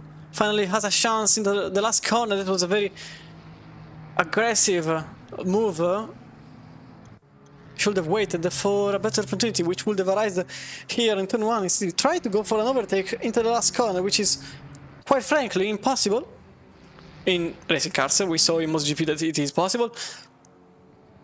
And the 118 kept it behind, so he still has the chance. Just a bit more difficult now for the Ferrari driver in the car number 118, and Romain Lemois is now in 18th, but can he close the overtake or will he go long? It does go long, but at the same time the next Next turn is a left-hander, so he can still remain ahead if he can play his cards in a correct manner. With 8 minutes to go, they're fighting as if it was the last lap, which is fair considering only 3 hours have passed. 8 minutes are literally the last moments at this point, just played out. And Correa just lost a position there on Lamu. Magnussen's team behind R10 Racing. 18th place for Lamu. Still 9 behind where the team started from. So not really a great result compared to the qualifying position.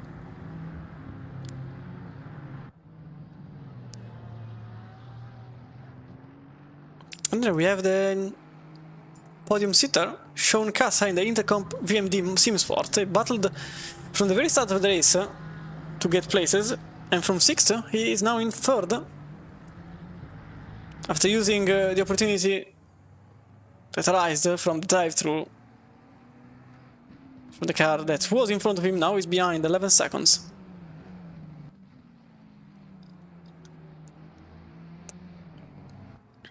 And I will put also Xian Yu. He is without a team, he started 18th, he was pretty much battling for positions very close to the top 10.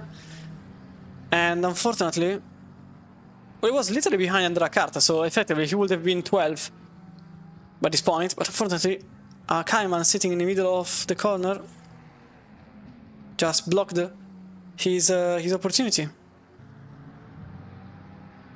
So he's now in 28th place. In the GT4 field, Brunhuber is about to win, unless De Lillo or Spencer gain an absolute amount of time in a very little time. De Lillo has to gain a second per minute,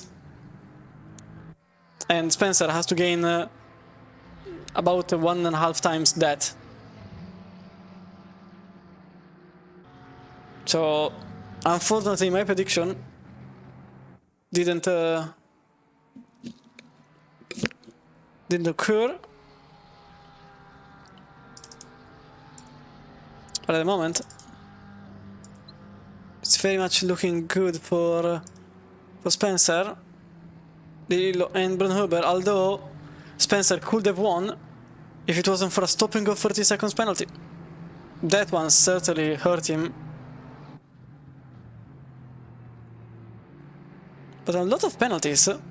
We have got a stopping of 40 seconds penalty for MK Racing. We got a stopping of 30 seconds penalty for both the 407 and the 409. We've got a stopping of 30 seconds for Richard Fichte in, okay, even he without a team, in the Alpine. We've got 4 drive-thrus for Loic 23. Not 1, not 2, 4. And a stopping of 40 seconds penalty for the 411 HR student driver. A bit less in the GT3 field, only a drive-thru for Buttons, a drive-thru for Barf, a stopping of 30 for Amosharla Racing Team, a stopping of 40 seconds penalty for both the 107 GTM and the 118 R10 Racing. That's why they are so much behind on schedule compared to their starting position. A stopping of 30 seconds penalty for Flying Wolves, the Swiss duo here, and a drive-thru for the 101 Sea Endurance by Arminio.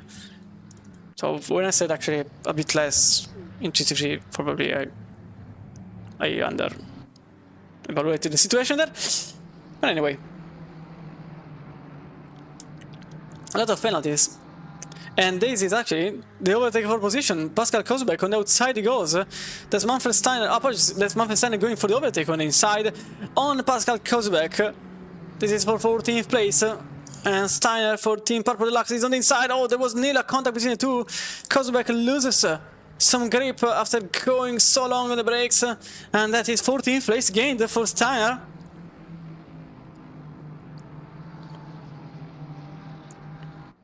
So 3.5 minutes away from the end of the race. A Kosberg just lost the position, number 14 there.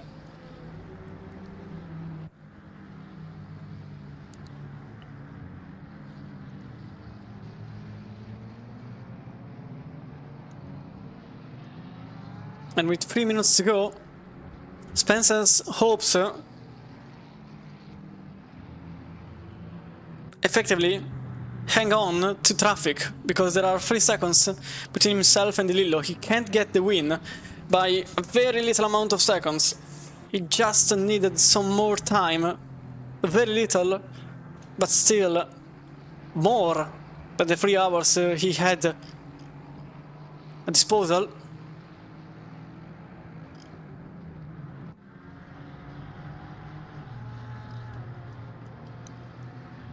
The battle for the lead currently sits in a very narrow pocket of space. Currently, oh, that's a mistake. 2 seconds lost for Bernhaber. 2.5 seconds lost for Bernhaber. De Lillo is now 3 seconds behind, and Spencer is another 2.5. So maybe there is actually a chance to have a final battle for the lead at the very final lap. As the prophecy said an hour ago, I am the prophecy. At least no server crash. Yeah, there is that. Well, last time the server crash happened at about 3.5 hours to go after the start. So eventually, it's still about 30 minutes into a future that doesn't happen in this race. But at the moment, this could actually be the battle for the lead. It's still not over. I'm hoping it happens, because it could be phenomenal. There are 2 laps to go for the GT4 field. Because they... it depends actually on the leader. Actually, no, maybe it doesn't depend on the leader, because it's ahead of them. So yeah, it's going to be 2 laps for the GT4 team. For the GT4 teams, and I think also for the GT3 teams. Not entirely sure, but it should be 2 laps. And effectively now Spencer is less than 2 seconds from De Lillo. And De Lillo himself is 3 seconds behind Bernhaber. So they just need Bernhaber to lose another 2 seconds. And there will be the battle. Which is a lot to ask for, I admit that. But I'm trying to create the hype.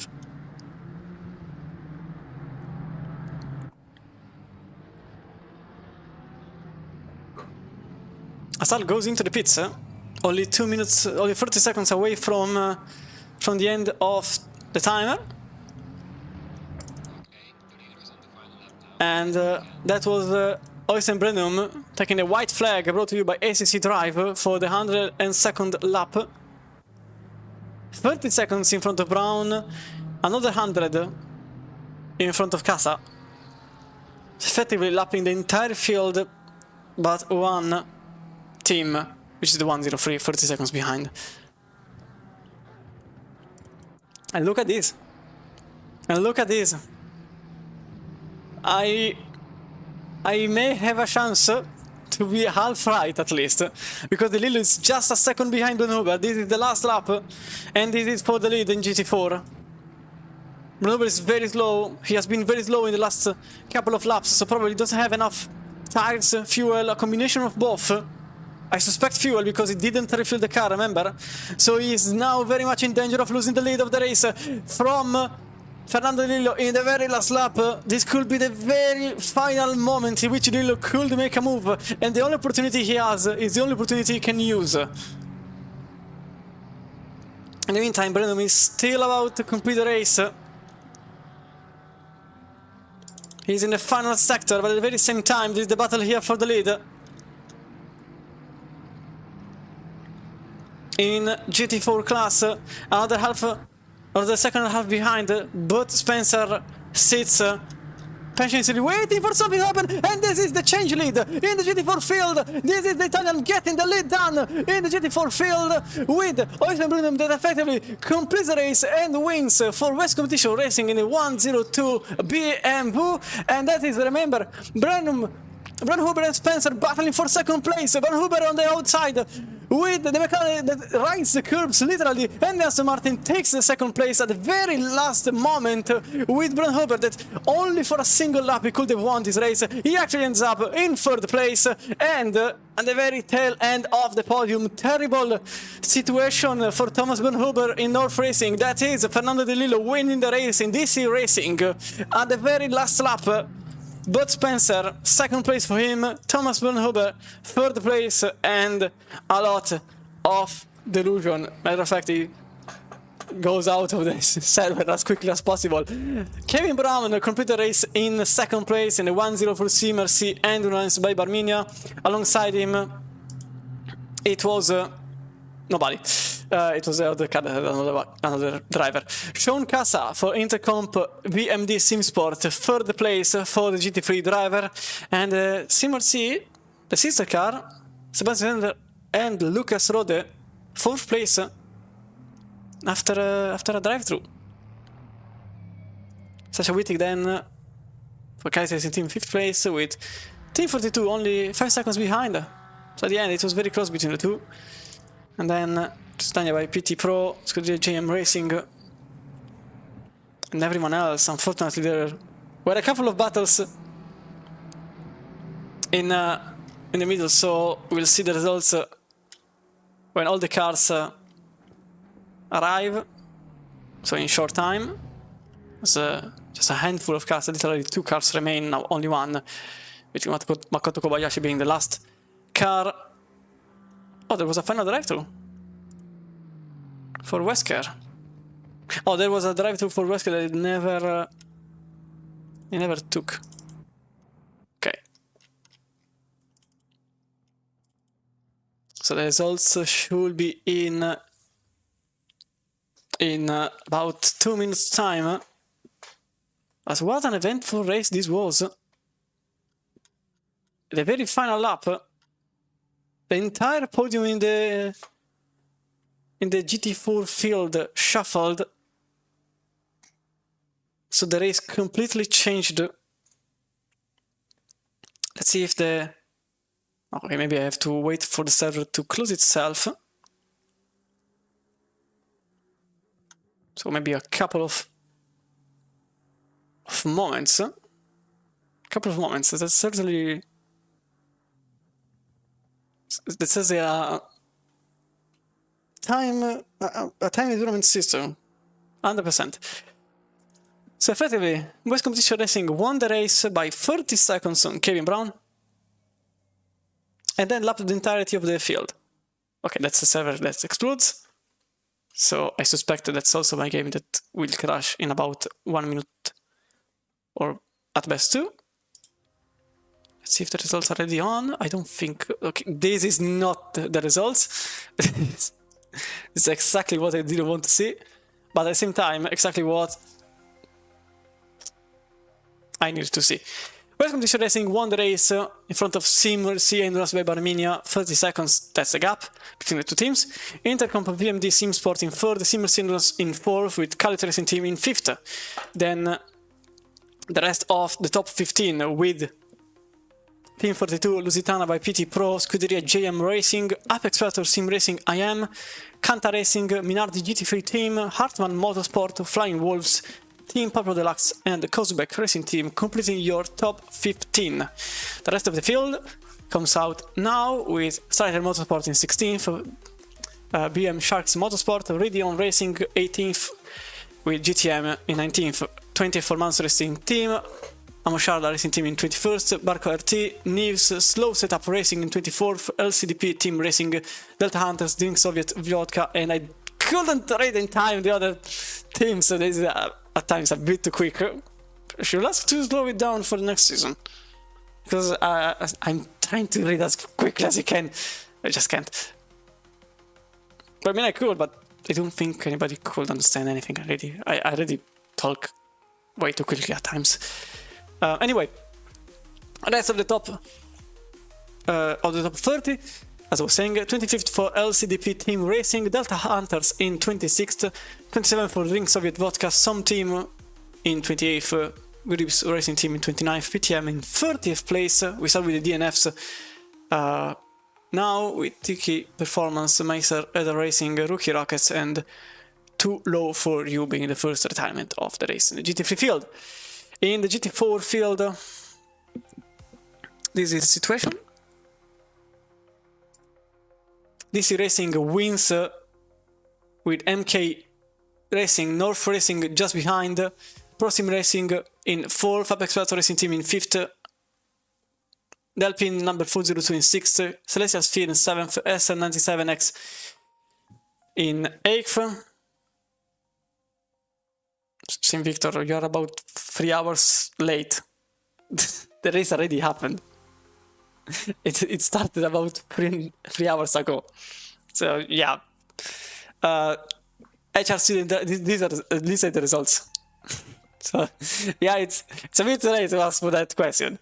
HRC driver in 9th, Prosim Racing in 10th, Chessbet Performance, Virtual Apex Warriors, the other team, and the other DC Racing that never started the race.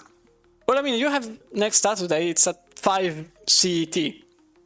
So, next Sunday, apologies. So you can follow that race, but for this one, there is the VOD, if you want. Either here or on YouTube. Yeah, that'll be nice. You will have a nice race to look forward. So here the gaps are actually a bit fluky, because it wasn't 20 seconds, it was like 2 tenths between DC Racing and MK Racing. So I'm not sure why it's 20 seconds ahead of time, but anyway, the last lap was a very nice late moment, let's say. Cali Racing Team still leads the championship, or maybe I have to refresh it. Let me just, because it's still the same. So yeah, Cali Racing Team still leads in front of Cala Racing and 4 Club in 3rd, with Apex Predator Racing Team in 4th and Bushels Racing Team in 5th place. And then in the GT3 field, there is CMC Endurance at 7,000 points, Carbon Motorsport in 2nd, Team 42 3rd, Inflix Racing 4th, and Starter Motorsport completing the top 5 in the championship standings. Now this is the calendar for the next 2 weeks. We've got Suzuka in the King.de Pro Series and the Nordschleife at the final round. And then we've got Silverstone for the endurance round, with Nürburgring being the season finale on the 28th of September. But until then, I was Cristian Romano. This was the 3 hours of Barcelona. I hope you had a wonderful time. And yeah, good evening, good night, wherever you are in the world. And see you next time. Bye!